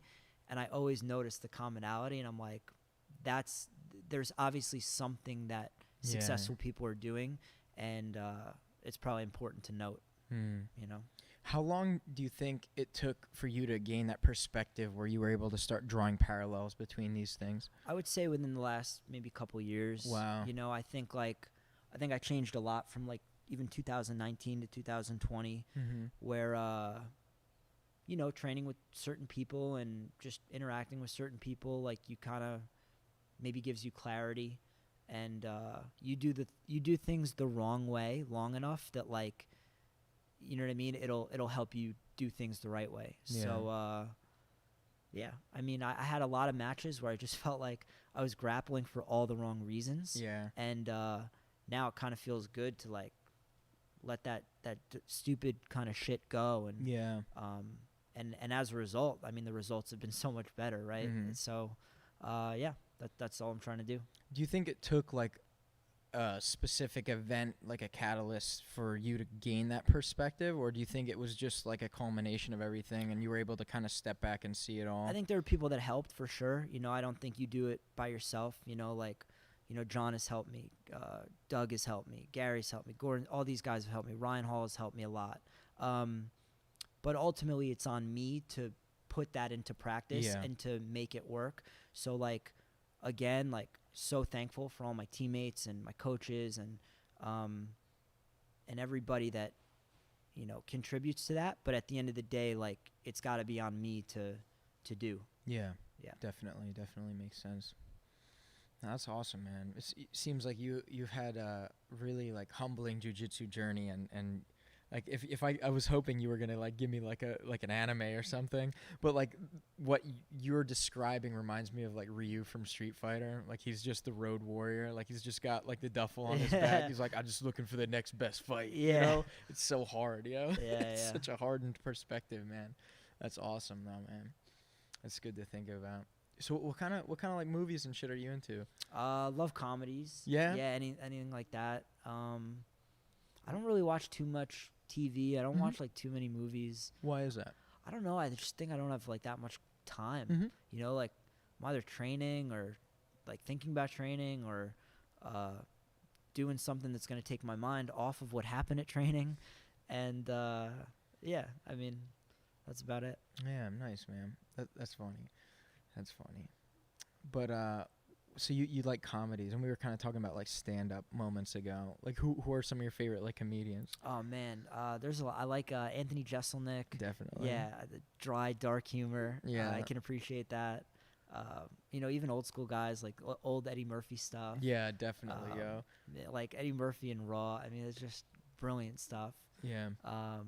You know, Louis C.K. There's so many Hell yeah, dude. talented dudes out there. I got to see Joey Diaz live Oh, one time. nice. It was unbelievable. That's That guy's the awesome. man. So yeah. That's funny as hell. How do you feel like jiu-jitsu? I think like I heard you saying some stuff in the locker room, and it drew parallels with me and my experience with my gym, my home gym. Like, it seems so cool about jiu-jitsu that the activity we're practicing is trying to choke each other to death. Right. So the words don't matter. Like, we can talk shit on each other. I remember when I was a white belt, Andrew, what he would do all the time is, like, people would come visit in the gym, and he'd be like, yeah, that guy said he beat your fucking ass. And he'd point to me. I'm like, dude, I'm a fucking white belt. That dude's purple. He's going to fuck me up. Don't say that shit. Yeah. But he would always do shit like that, and it's so funny. Just, like, all of that stuff doesn't matter, like, on the context of the mat. Like, we can say the dumbest, like, meanest thing to each other, and we just laugh about it. Yep. Why do you think jiu-jitsu fosters that sort of thing where other activities might not? Because it draws a clear line of what's important and what's dangerous to you versus what's not. So what I mean by that is people can choose. Like, let's understand, like, it's a fucking decision that you make if you want to be offended by something or not, okay? But in jiu-jitsu, it's not a decision to you whether or not something is harmful to you. If I get put in a fully extended armbar, I have to tap. Like, my arm will break. That will be painful. It will not be pleasant. If I get put in a guillotine, I have to tap, or I will go to sleep and lose consciousness. So I think you just draw a clearer divide of, like, what's worth getting what is worth getting upset over and what's not. Yeah. So, like, someone calling me an asshole, I'm not saying I love it, okay? Like, by no means. But, like, is it affecting me physically? Is it going to stop me from living my life? Is it going to, stop me from being effective in whatever I'm doing? No, it just doesn't. If someone tries to break my leg off, is that going to yeah, dude, that's a fucking problem, right? So I think jiu-jitsu kind of teaches you how to manage danger and how to assess danger, and you just kind of get thicker skin because you're like, oh, like, now I have a clear understanding of what's actually important, what's actually dangerous to me relative to what are words, you know? And, like, my team is notorious for that. Like, if we lose a match, like, dude, I got news for you. Like, you're going to get lit the fuck up in our group chat. Like, but it's all just words. It's all kind of out of love, and it's all just in spirit of like, hey, it doesn't really matter. Yeah. But I think that's really important in today's world because if I'm honest, I think like a lot of people are just soft because they have no frame of reference for what actual adversity is and what actual things are that they should be worried about. So yeah. No, that's a really cool perspective. I agree. It makes sense. It's interesting to think about that you have the realization of the adversity, like you were saying, and it's almost like because you have that knowledge, you can poke fun at these things that don't matter. Yeah, it just gives you perspective. Like someone used an analogy, I forgot who it was, and it made total sense to me, but like to draw upon that, like let's say your house was on fire when you got home, like totally up in flames. Your family was inside, all your belongings were inside, and I drove by and called you like even a racial slur. Yeah. Do you give a fuck that I just called you a racial slur, or are you worried about getting your mom and cat out of the burning house that's standing in front of you? Like all of a sudden, you know what I mean? It gets put in perspective of what's a priority. But I think we kind of lose sight of that, and people, again, make the decision to get offended at things that they could otherwise just fucking let go. Yeah. You know? So, yeah, I think jiu-jitsu kind of provides that. Definitely. That's an awesome perspective. I'm, like, trying to reflect on that a little bit. Yeah, pretty much in short, don't be a pussy. Yeah. Your life will be better. I promise you. Bro. Like, I guarantee you, your life will be better if you stop being a pussy. Mm-hmm. Hell yeah, man. Do you think jiu-jitsu's for everybody? I don't. And we were talking about this before. Like, so there's this cliche, right, that BJJ is for everybody. Jiu-jitsu's for everybody. No, it's fucking not. Jiu-jitsu is really rewarding, and it's really incredible, and it can do incredible things for you. But things that are rewarding and have huge benefits are often not for free. Okay, like you can't just have all the benefits without a little bit of adversity and hardship. Like that's not the way the world works. Yeah. So I think like that old saying, like jiu-jitsu's for everybody. No, it's not. Like if you're uncommitted, if you're emotionally soft, if you're physically soft, jiu-jitsu, you're probably gonna hate jiu-jitsu. You're probably not gonna like it at all. Yeah. Now, that's not to say that jiu-jitsu can't change those things about someone. I've seen people come in that are timid. I've seen people come in that are, you know, like even scared to like put the gi on and get out on the mat. And jiu-jitsu has changed their lives so much for the better that, you know, they've gotten all the benefits. But they were only able to do that because they decided to work really fucking hard and reap those benefits. Yeah. If you're not willing to do that, no, jiu-jitsu's not for you. You should do anything else, you know? So I think people need to be a little clearer when they say that. Jiu-jitsu's for everybody. It's for everybody that wants to put the work in. Yeah, you'll be happy you did. But if you're not, nah, man, go do something else. Yeah. You know? That's interesting. Do you think jiu-jitsu's maybe the most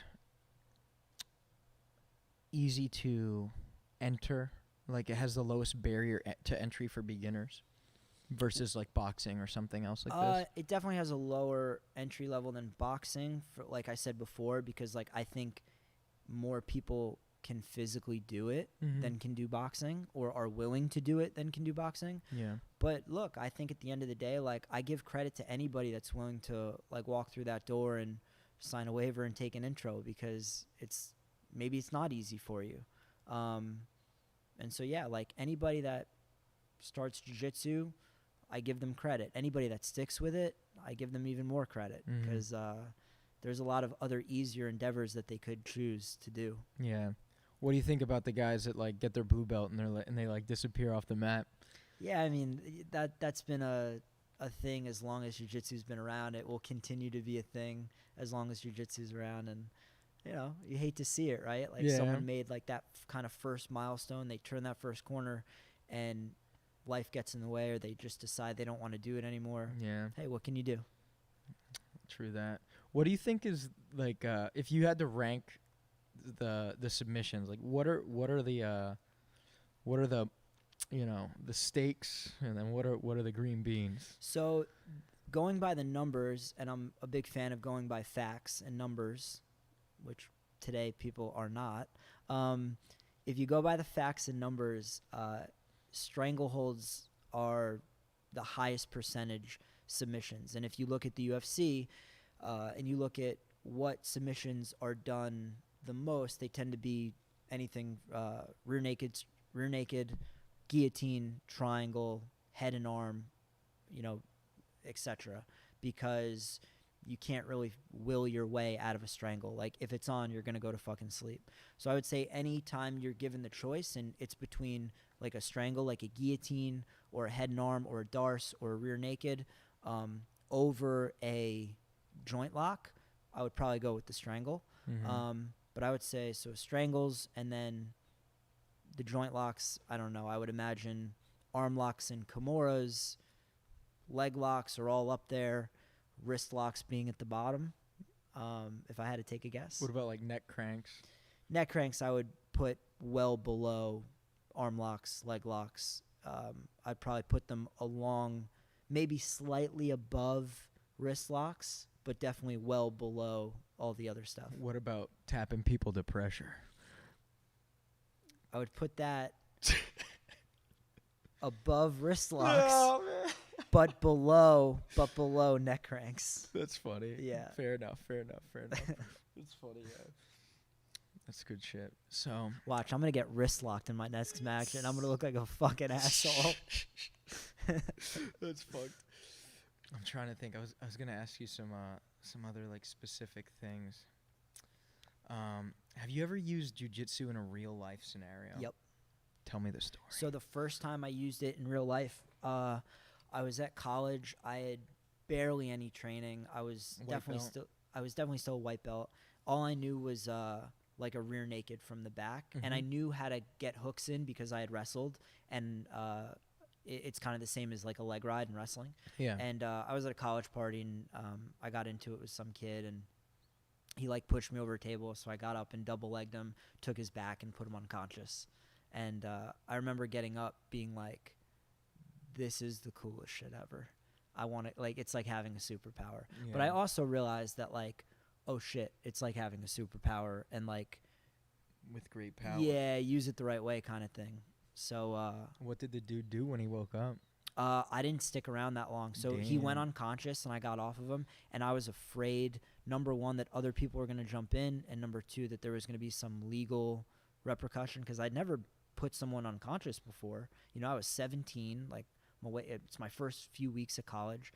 I had never, like, really fucked somebody up like that. So I just bailed. But I'm sure when he woke up, someone had to have told him what happened. Yeah.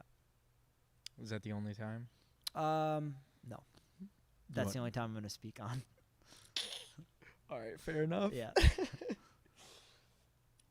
That's funny, man. Do you think in that, like, we can kind of talk about that scenario. Do you think jiu-jitsu was the best martial art to leverage in that scenario? 100%. Because for a couple reasons. Number one, let's say I hit him and I really fucked him up, which I'm not capable of because I don't hit that hard. But if I could hit that hard and I really fucked him up, and he does decide to call the police, I've got some explaining to do if you break their nose or break their eye socket. Again, not that I could. I hit not hard at all. The other thing is, maybe I decide to hit him and I miss, and he hits me and knocks me the fuck out. You don't have to be a trained anything to throw a punch and connect and knock someone out. The other thing is, maybe I hit him and I hurt him, but I break my hand, and now I have a broken hand, and that's not good. So in that situation, yeah, I think jiu-jitsu is the way to go. Nice. That's cool. What are some situations, like, kind of talking about, like, with the knife thing, where maybe jiu-jitsu wouldn't be the best scenario, and maybe, like, there are other options, like, kind of, like, similar, like, what you were saying, like, if someone pulls a knife on you, you get robbed. But let's say someone is, like, threatening a friend of yours. Maybe, like, there's a scenario, right? Like, you're at the bar, a couple of your buddies are out there, and, you know, your buddy is flirting with this guy over here's girlfriend. He doesn't know they're dating, and now you have, like, a 4-on-4 situation where, like, he's got his buddies, you got your buddies. How do you think that scenario is going to play out? Yeah, multiple people or any confrontation for that matter, first thing I'm going to say is obvious, right? Try to get out of it. Like, Yeah. Try to, hey, man, can I get you a drink? Let's chill the fuck out, eat some mozzarella sticks, and try to diffuse the situation. If you can't do that, you got to be aware of what's around you, especially when there's multiple people, I would say. People start picking things up, like chairs, bottles, shit like that. Yeah. And I would say get your fucking back to the wall and know that nothing can come from behind you. But honestly, you know, John is probably the best guy to ask. I mean, John spent years as a bouncer. Yo, true that. Dealing with this for almost a decade in New York City. And I think if there's a guy to ask, that's the guy, because he's been in it. You know, he's been in the thick of it. So he could probably tell you better than me. No doubt. I think he gives a bunch of good stories on Rogan about specifically that. Yeah. I'm just thinking about it. That's pretty sweet. Yep. If you decided that you were not going to continue, like, jiu-jitsu as a passion, like, let's say maybe, like, you have a major injury or something and it kind of changes your competitive abilities, what do you think you would do? I would just teach. You know, I would continue to do what I'm doing and teaching jiu-jitsu the best that I can, and this is still my passion regardless of whether it's competing or teaching. Yeah. I like both equally, so yeah, hope that doesn't happen, but if it Knock on did, wood. if it did, I would just continue to teach the sport. Definitely. That's awesome, man. Like, you can tell, like, you're super passionate about it. It's like nothing's gonna stop me from Maybe that or male escorting, I don't know. You know, I mean, you got to have a plan B. Yeah. Yeah. It's good. What is it? Prepare for the worst, hope for the best. That's right. That's why you don't do striking. That's exactly why. You gotta keep That's exactly why I don't do striking. It's an insurance policy for my escort plan. Yeah. Oh, fucking out of control, yeah. Do you think there's scenarios where, like, have you ever been out discussing things with people that don't train, and, like, maybe you have, like, a lot of injuries? Like, do you think there's jobs where jiu-jitsu is just not conducive? Yeah, I mean, I feel like if you train the right way at the right academy with the right people, you can avoid that. But I do understand when guys have a concern like, hey, is this going to affect my ability to work and make money? Yeah. Obviously, I get that. But again, like, I think if you're at the right academy and you're under the right conditions, like, that shouldn't be an issue, you know? Yeah. Because there's a way to do this safely. Yeah. And that's what we should aim to do. Yeah, that makes a lot of sense. And kind of like what you were saying about you kind of tailor fit your instruction to your audience. It makes a lot of sense in that context. So let's talk a little bit about, like, sponsorships and stuff. Like, right now, like, you have Future Kimonos, like, sponsoring you. That's your, like, who sponsors you for, like, your rash guards when you compete? You throw that on. Yep. How does that stuff work? Like, I'm not sponsored, so. Yeah, so I mean, when I was like a blue and purple belt, I would pretty much just compete as much as I could and do the best I could. And sponsorships for me started with like a personal relationship with someone. So maybe a training partner of mine or a friend of mine, or even a friend of a friend would start an apparel company, and they'd be willing to help you out because you know them personally. So early on, like, I guess I just had, like, local sponsors, like smaller companies that were run out of, you know, some guy's home. Yeah. And I really appreciated any gear that I would get. And then I was sponsored, you know, then you move up and maybe the next company is a little bit bigger and better funded, and they can throw you a little bit of money your way as well as gear, and like, cool. And I guess, yeah, like, this sport is very honest in the sense that you get what you deserve. You know, if you're a blue belt or a purple belt who's never won anything, and you ask Show Your Roll to sponsor you and pay you money, unless you, I guess, are personally friends with someone at the company, that seems a little bit far-fetched to me. So yeah, I think, like, as people continue to develop in the sport and do what they do, they get what they deserve. And, you know, your wins don't go unnoticed. And the other thing is just, I think, really comes down to, like, what kind of person you are. Like, nobody wants to help you if you're a dick. So I think more than anything else, like, when I was reaching out for sponsorships, yeah, I would highlight what I thought I could do for that company, and hey, here's what I've done, whatever minor success that might be. But also, like, I'm just being myself and kind of, you know, being as polite as I can, and being as real as I can, you know. Generally, people won't want to work with you if you're an asshole. So yeah, makes sense. No matter how good you are, you know. So so yeah. What are some other sponsorships that you've had besides this one? I've worked with a lot of great companies, and I've had really good relationships with all of them. I think my first sponsor was Roll Junkie, and I'm still friends with those guys to this day. Sponsored by 93 brand. I'm still friends with those guys, and the guy who started the company. Yeah, he's a good training partner of mine, friend of mine. Sponsored by, you know, a bunch of, like, local companies and stuff like that. And yeah, it's been cool. You know, like, as an athlete, you try to offer them as much help as they're offering you. You know, it can't be one way, take. Yeah. And I've always tried to, if someone's going to help me, I try to do my best to help them in whatever way I'm capable of, so that everybody benefits from it. Yeah, that makes a lot of sense, honestly. Yeah.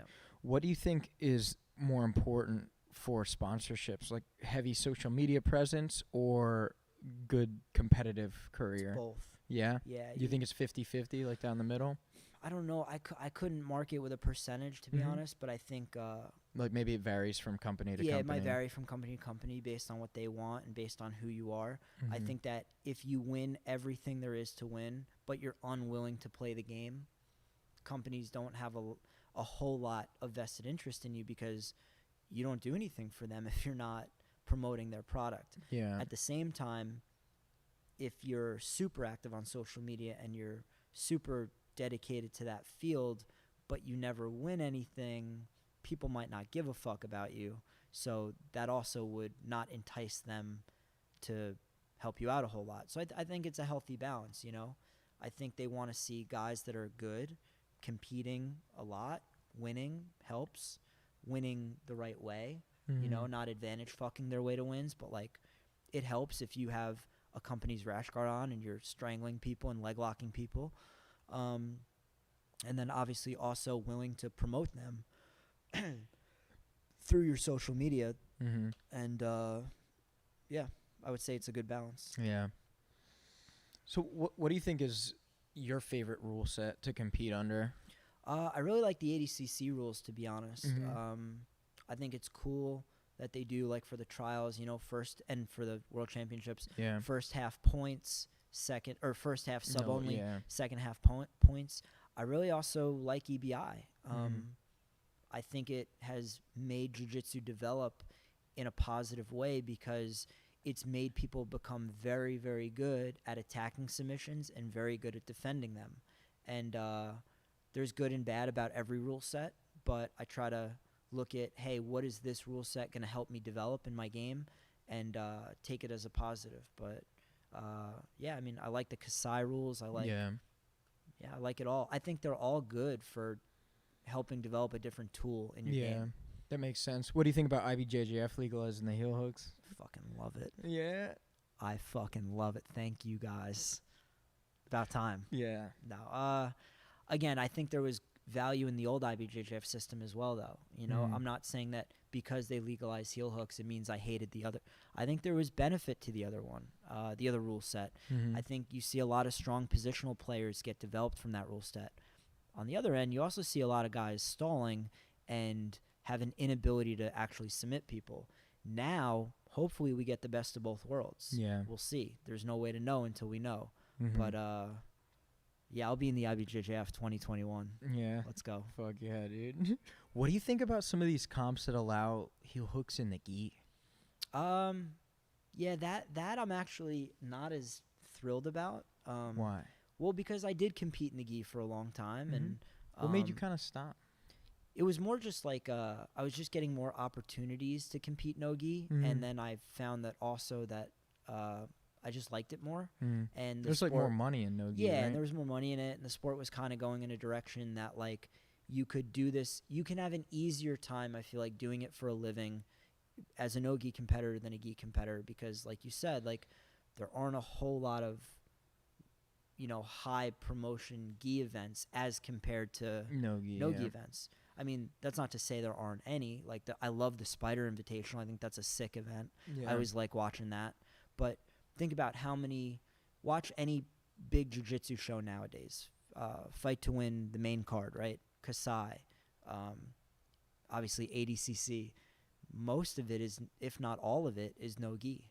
So yeah, that makes sense.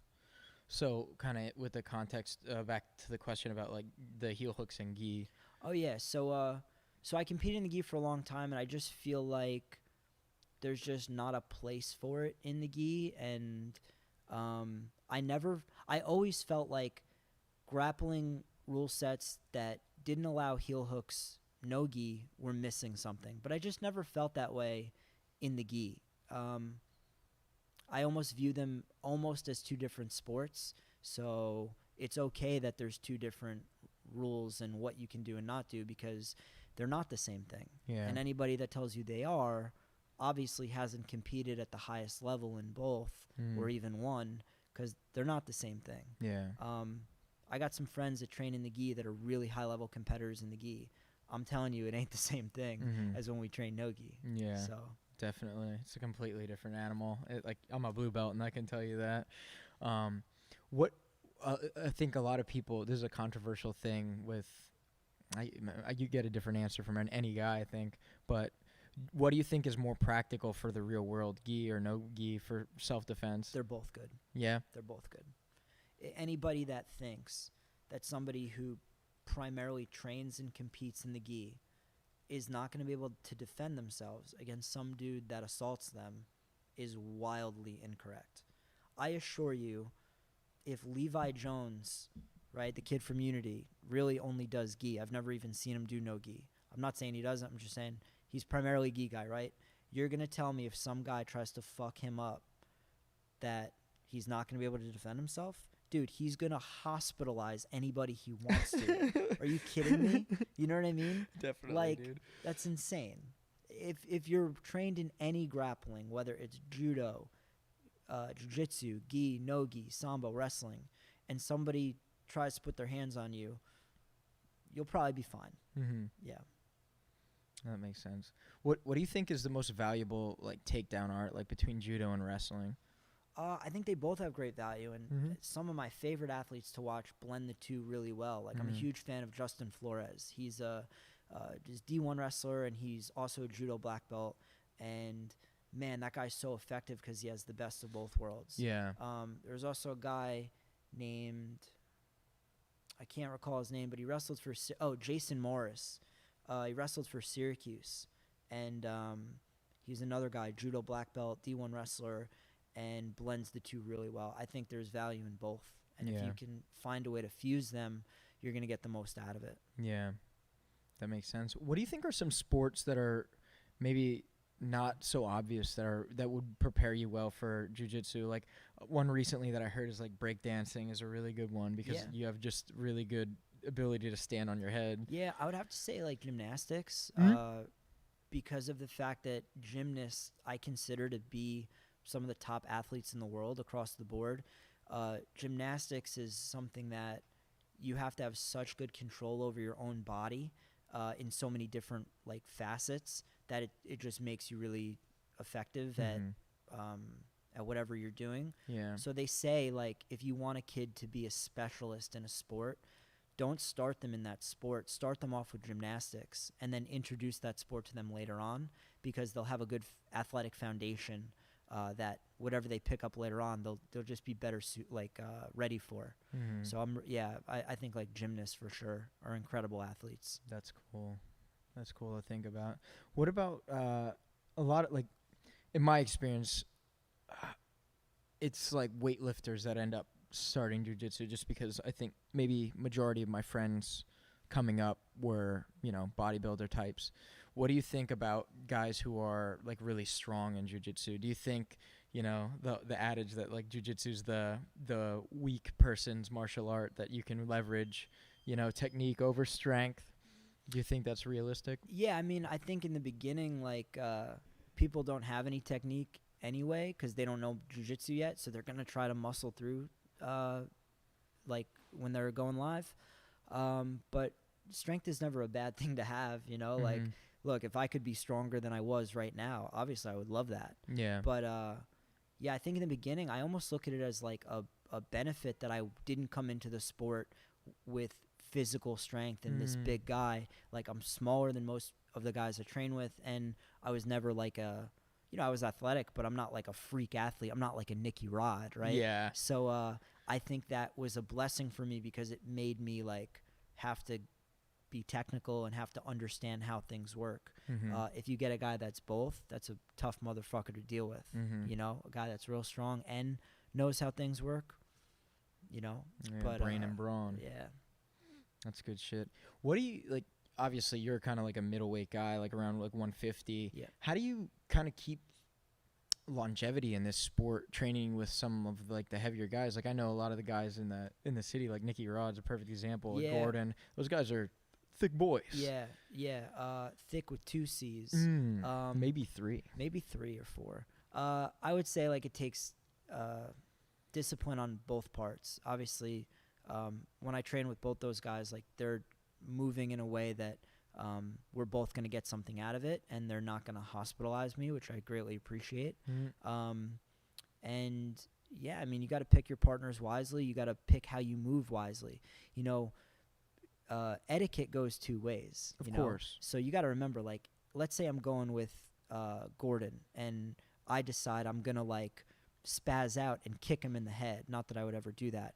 Well, guess what? I just kicked Gordon in the head. Now if he decides he wants to like dial it the fuck up, he has every right to. I can't really be mad. Now, Gordon would never do that because he's a good dude, and like he doesn't have to. He can dismantle me even when he's going at a snail's pace. But yeah, I would say just like etiquette on both parts is going to keep everybody safe and make sure that we both get get out of it what we want to, and get something out of it, rather than just like. Yeah, no, that checks out. What do you think about the amount of time it takes to get your black belt? Do you think anyone that trains jiu-jitsu can get their black belt, or do you think like timing grade I think matters? if you continue to train and learn and show up, you'll make it to black belt. Mm-hmm. The question is, how good are you going to be? Because you got to remember, like, just because you made it to black belt doesn't mean that you're the same as other people that have made it to black belt. Like, I'm a black belt. Rafa Mendes is a black belt. We ain't the same. I'm not even fucking close. Yeah. Now, I'm a black belt. Some guy that trains at his local jiu-jitsu school who has a family and a full-time job and whatever, he gets to black belt. Well, he and I aren't the same, and that's cool. That's okay. But that's important to remember. Like, they're not all the same. But, yeah, I think anybody that is willing to put the time in, yeah, you can get there. Do you think competition has a big place in knowing where your skill is? Yes and no. I think it definitely can be an indicator of where you are, but it's not the only indicator, and it's also not the end-all, be-all. I know some of the best black belts I know don't compete or haven't competed. I also know a lot of black belts that do compete and have won some things that you might be very impressed by, but quite frankly aren't that fucking good. Mm. So it can go either way. You know, nothing is written in stone. Yeah. That's interesting that you say that. Like, sometimes the deck's just stacked in your favor, and you can just, you know. I assure you there are plenty of black belts out there that have won things that are not as good at jiu-jitsu as you think they are. Or they're not as good at jiu-jitsu as other black belts I know that haven't won things. Now, it's awesome that they won things. It's cool. But winning things doesn't make you good, and losing doesn't really mean that you suck. Yeah. Like, being good at jiu-jitsu makes you good, Mm-hmm. whether or not you decide to compete. Yeah. So what do you do when you ramp up for competition? Like, what's your diet? Like, do you listen to, like, specific music? Like, No, I just what are your, like... kind of go about business as usual. Mhm. My whole thing when I compete is I want it to closely emulate what I do in training every day. I train most days, I think, pretty good, and I want to compete the same way I train. So it doesn't make sense to me to do something different than I do every day and then expect me to compete the way that I train. So if every day I show up to training and I'm joking around with the guys and having a good time and having fun and doing my thing and trying my best, obviously, I'm going to do well. And that's what I do. You know, that's what I try to do every day. But then if it comes time to compete and I'm, you know, listening to death metal and bashing my head against the wall and, you know, making angry faces and pacing around, like why are you doing that, dude? That's not what you do every day. Yeah. So I don't believe in trying to, like, do anything different, and you know what I mean? It makes sense. I think I'm trying to relate myself to you, and I see the reason that this works for you, but it might not work for a casual like myself, is that this is like your full-time gig. Sure. And for me, you know, I'm not training every day, so when I'm gonna compete, I train more often, like the weeks leading up. Yeah. I have more intention on covering like my flaws. Like, I'm identifying, like, I'm rolling with really high level guys and having them pick apart my game and things like this. And I'm listening to the death metal. You know what I mean? So that makes a lot of sense that for you as someone who competes consistently, where I might, you know, once a season or something like this. It makes sense. I mean, look, there's more than one way to do things. Mhm. And Yeah, and I was just asking, like, what's yours? There are guys that do that and they slap themselves and they go out and they win. Yeah. Great. I just don't think for me that that's conducive. I'm more like, okay, like, we're competing. I want to fucking win. Yeah. I want to win just as much as I want to win in training, though. You know, I'm like, if you think for a second I want to lose in training, I don't. So I'm going to be as calm and collected as I can. I'm going to grapple as best I can and let it fly. Yeah, that makes a lot of sense, man. That makes a lot of sense. So what do you do for, like, your food and stuff? Like, when you're doing a weight cut, do you eat anything specific? Yeah, or, I'm like, kind of the day of, do I'm you eat kind of like a specific picky stuff? eater, so Yeah? cutting weight for me is a little challenging. But, like, right now I'm getting down, you know, to weight for this fight to win match.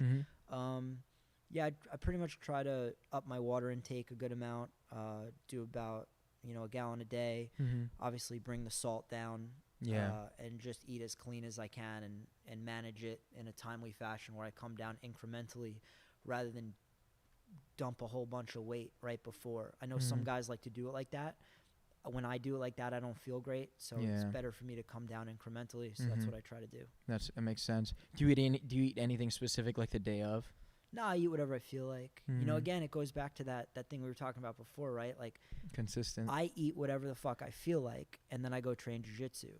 So on the day that I'm going to compete, why am I going to, you know what I mean? Why am I going to change that up? Why am I going to do something specific? If I eat pizza before training, which sometimes I do, and then go train, can I eat pizza before I compete? Well, logic says yeah, because I do it all the time.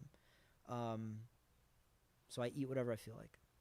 Yeah. That makes sense. I bet, like, some people would be like, there's no way he's going to get the itis. You know what I mean? I mean, look, man, like, you might, yeah. right? But, like, I do it all the time. Yeah. You know? That makes sense, man. I would say just you got to do what works for you. Yeah, yeah. No, that makes sense. It's so interesting that your body works that way. Like, you're so set into your clock. And I think that's what we were kind of discussing earlier. Like, you're so disciplined and regimented about your training lifestyle that like you try to like travel and do all this crazy shit on the outskirts of things to balance it. Yeah. I mean, look, I think everyone has their ways of balancing out. Yeah. So. No, that makes a lot of sense. Are there some things that you would like to do, like just in the context of life outside of jiu-jitsu? Like, do you have any goals? Like, do you want to travel anywhere like crazy and like see the world? Yeah, I mean, there are definitely like specific places I want to go. I would love to get out to the Middle East and see Dubai. You know, I would love to travel anywhere like in that region. I've heard really cool things. I'd love to get to Australia and throw a rock through Craig Jones's home, breaking everything and setting the house on fire. Other than that, yeah, man, I'm always open to like try new, go to new places, and we'll see what comes up. Yeah, man, that's pretty cool. What do you enjoy like doing outside of jiu-jitsu besides like you were saying like the golf and the travel? Like, do you have any passions like that you're like underground like interested? Like you fuck with like muscle cars or something like that? Like not that deeply. You don't play guitar or anything like that? I not well. Oh man. Not that deeply, not nearly as deeply as I like jiu-jitsu. Yeah. And that's okay. Yeah. Know? But yeah. It's good to be passionate about like one thing. That's good. But like what else, man? Like what else are you interested in? I mean, if I'm not training, I usually have music on. Like I really love music. Like what do you listen to? Love hip hop. That's like my foundation. That's like really what I've been into since I'm like really young. But I'm pretty eclectic, and I like classic rock. I like some country. I like reggae. I like R&B. I like everything, but hip hop is definitely my favorite to listen to. What's your favorite thing to see live? Well, my favorite concert ever live, I saw Nas and Damian Marley. Damn, dude. In New York City on the Distant Relatives tour, and that was a great fucking concert. But I also saw 2 summers ago, I saw Leonard Skinnard, and that was pretty fucking dope too. No doubt. So I can go either direction and be happy. But yeah, live music is definitely cool. Have you ever been in a mosh pit? I've not been in a mosh pit, no. Dude, I feel like you got to be in a mosh pit. I don't think I would do well in one, man. I don't know, man. Your base is I'm good, 150 pounds soaking wet, right? Yeah. I'm not that strong. I might get fucked up. I don't know, man. I think I've been moshing longer than I've been doing jiu-jitsu, and you know, I was smaller than I am today when I was into it, or maybe I was bigger when I was weightlifting. I saw some stupid shit, but yeah, I think it's about how you move more than who you move or something like that. You know what I mean? An art to moshing. Yeah, no doubt. That's pretty interesting shit, man. So what else? What do you like to do when you travel? Like, are there like, do you like to go on like hikes or anything like specific like that? No, I'm always down to eat. I'm down to again, like I'm kind of a picky eater, so it can be tough, but I'm down to try whatever food comes from that region. Maybe see what happens after dark. Yeah. And my man. Yeah. See what happens. Get into the shenanigans and fiascos. Maybe not. Maybe not. I can't confirm or deny. Do you like going on hikes? Like, do you like seeing nature in different like countries and shit like that? Yeah. I went on actually, like, my buddy has a motorcycle, and we went riding through like in Costa Rica, like through the mountains and overlooking the city and the mountains, and that was like pretty unbelievable. Anything nature is like pretty cool. In Sardinia, I was like went in the Mediterranean Sea on one of those paddleboard things, and like again, like it goes like around the mountains and the terrain and stuff like that. So yeah, it's cool. It's stuff you don't really forget. It's experiences that you don't forget. No doubt. No doubt. That's pretty sweet. So I guess we'll kind of come back to jiu-jitsu a little bit here. Are there specific people you like to watch? Like, who do you follow pretty closely? I follow a lot of guys. I'm a big fan of anybody that's doing things well and innovating. I've always been a fan of the Mendez brothers. I've always been a fan of Roger Gracie. Guys that are like proven champions, like through multiple rule sets, through like that have fought really tough opposition and have done well, as well as even my own training partners. Like I hold these guys in such high regard, and I love seeing them do well and seeing them continue to push the sport. And I think there's a whole new generation of grapplers coming up that are really impressive, that are going to do unbelievable things. And so, we're just in a really cool era where we have like past guys that are super impressive, the current guys are super impressive, and the guys coming up, you know, in the future are fucking, you know, going to be real scary. Yeah. Do you see anything, like, obviously heel hooks are like one of the more controversial things right now, but where do you see, like, in like a few years from now, what do you think is going to like grab like the next wave of like, oh, this is the shit that's popping off right now? That's a good question. I think with the growth of ADCC, I would imagine you're going to see a bigger focus on submission wrestling and the ability to like create submission opportunities from the standing position, as well as create ways to get people down from the standing position.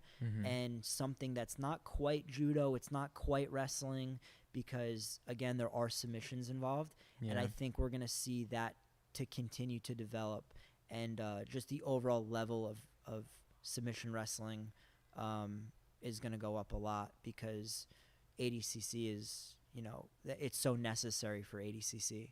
Yeah. No, that's awesome. That makes a lot of sense. You follow like catch wrestling and things like this? Not too much catch wrestling, but definitely like freestyle wrestling, collegiate wrestling. Yeah. What do you think like got you into martial arts in the first place? Like for me, I can say like my brother, when I was growing up, I had a big brother that was like, you know, he's like several years older than me, and we used to watch like WWE and shit, and he'd like choke slam me into the couch, and I'd cry out to my mom and shit. But I think that really hardened me for jiu-jitsu. Like I can take falls. Like I remember one of my recent, like the first time I had like a super fight where I had walkout music kind of thing. I remember I got taken down, and like everyone was like, "Oh," and I'm like, "That did nothing." Like I'm about to do this, put an ashi on this fucking guy. Right. But it was just interesting that kind of like hardened me for what I'm doing now. Do you think like what got you into it? If I had to guess, I'd maybe say wrestling. Like I remember like trying out for the middle school basketball team and like not making it. Yeah. And my parents were like, push me in the direction of like, hey, rather than like be sad and like that you didn't make the basketball team, like why don't you go wrestle, because you know, there's no tryout for that, and like you can, maybe that's something better suited for you. And I did it, and I was, you know, it was hard, it was, you know, everything that you expect it not to be, pretty much. Like it's not a good time, right, when you're not doing it, especially like when you're not good at it. And they just kind of kept encouraging me to like, hey, like just go wrestle more, like go train harder, go to summer camp, go to ask questions, like do all the right things. And I think that's what kind of gave me the mindset to maybe do martial arts later on, where I was like, oh, like there's so much benefit to be had if you're just willing to like put the work in. And when things don't go your way, like rather than crying and bitching about it, like that you didn't make your middle school basketball team, like go do something else and work really hard at it and get good. You know what I mean? No, I definitely So I think that was kind of like gave me a foundation to like take this seriously and be somewhat good at it. Was you know, like having that experience in middle school early on. Yeah. Did you play a lot of video games growing up? Not a whole lot. No, I was more into sports, like wrestled, played lacrosse. I was pretty into that. Yeah. That's an interesting thing, right? Like lacrosse is a big field sport, so you're running, doing like cutting and things. Yeah. I was having this conversation with a friend of mine, and it kind of dawned on me that those sports give a benefit to the leg lock game that might not be apparent, because you might have more developed stability muscles because of those hard cuts and things like that. Do you think like that's a realistic thing? You know what? I never thought about it for leg locks, but I do think it helped actually. So I pass pretty well like side to side. Like I'm kind of quick going laterally. I noticed. And I think a big part of that is when I did play lacrosse, I was never an athlete who like was good at running the length of the field, but I was very effective in short distances, like cutting left to right. Like I played midfield and attack, and I think like developing lateral movement kind of gave me a good foundation for jiu-jitsu. Not that you have to be fast, but it definitely helps, you know, like moving side to side, you know. Yeah. So maybe, I don't know, maybe it did have a good effect there. Yeah, I think so. I could see how you could draw parallels there. That makes sense. So, did you play any video games at all growing up? If I did, I played like NFL Blitz. Oh yeah, all sports oriented. I was a big fan of that. I did like Mortal Kombat. Oh yeah. Yep. Who's your dude? Sub-Zero for sure. All day. He freezes people and then he kicks them. All right, it's fucking awesome. Yeah. NFL Blitz, Mortal Kombat, FIFA. Yeah, but I haven't played video games in a minute. Yeah. Why is that? I don't know. I think I just like, if I'm home and I'm not training, I just want to like go to sleep or chill or eat, and then like I want to go train again or go out and do something else, you know. Yeah, I don't like being home. Like I can't sit still for too long. Maybe that's it. Yeah, that makes sense. Yeah. I think for me, one thing that I've been trying to avoid video games for is I was having this conversation with my buddy last night, and I was just saying, when I'm 50, I can catch up on all these games, but I can't catch up on all these training sessions that I'm going to get, you know? So that's a big thing that I've been trying to keep in my head whenever because I game every now and then. It's a good way to keep in touch with friends that are, you know, living in different states. And I know I'll drive to New York to see you, but I don't want to drive all the way to Wisconsin to visit my cousin kind of thing. So, well, a video game's good to catch up. But it's definitely one of those things I think to keep in mind with the context of the reality of life. Like, you know, you're not getting any younger. For sure. Seize the day now. For sure. How do you stay so disciplined, man? I don't really look at it as a chore, to be honest. I think it's like it's a little easier when it's what you want to be doing. Obviously, there are days where you're a little less motivated maybe than other days, but you're still always like disciplined. And like I don't think you need to be feeling great to still be disciplined, kind of thing. So like, yeah, and I think like also like the people around you set the tone. You know, if the people around you are, you know, doing things they shouldn't be doing and not really committed to what they're doing, like you're more likely to kind of follow suit. And that makes sense. Luckily, I'm in an environment where people are kind of taking this shit seriously. Yeah. And so, not that I need them to take it seriously for me to, but it's good to have a support system. For sure. You know, for sure. Yeah, 100%. And so yeah, I'll continue to train hard and compete and do what I do. There's an adage that I really subscribe to, and it goes that like your personality is the average of the 3 people you spend the most time with. Yeah. I think that's huge. Yeah, it's super true. I think that's true for sure. Yeah. Do you subscribe to any like people that like what you listen to, like podcasts, or do you read any books of like specific stuff that kind of make you ponder life or anything like this? You know, I'm interested in listening to podcasts with anybody that's at a high level of what they're doing. And I've always been interested across the board in people that are like really good at whatever they do. So like, for example, like it goes outside of MMA, it goes outside of jiu-jitsu. Like in MMA, like I love watching Georges St. Pierre. I love kind of looking at like, wow, like this guy was so successful and here's what made him successful. But then I can go and, you know, research about Jimi Hendrix, and like I'm a big Jimi Hendrix fan. Like I'm like, wow, like how did that dude get so fucking good at playing the guitar? How did Clapton get so good at playing the guitar? Yeah. How did you know, a guy like Gary Vaynerchuk become such a high-level entrepreneur? And I'm interested in just generally like what makes people good at what they do. Yeah. And I try to take whatever I can from that and apply it in my pursuit of jiu-jitsu. That's awesome, man. Yeah. So I think like no matter what, you can always take something. That's pretty cool. In your opinion, is there like a weight class that you think is demonstrating like the highest level of jiu-jitsu? Man, I think they're all super competitive. Yeah. Like, I think no matter what weight class you're in, if you want to get to the top, you got to be fucking good. You know? Yeah, I think they're all equally impressive, honestly. Cool. That's awesome, man. Yeah. Well, yo, we've been running for over 2 hours now. We got another question though. I'm gonna check in on it. All right. I don't think it was a question, more of a Okay. comment. But yeah, man, we've been running it for a while now. Is there any final sentiments you have? You want to give any shout outs or anything, bro? No. All right. No, I'm kidding. Thank you for having me on. I really appreciate it. Thanks, man. I've been a fan for a long time. Like I said, man, you're one of the first people I've ever saw compete. So this has been a long time coming. Yeah, this was cool to do. Yeah. And I look forward to competing at Fight to Win this Saturday.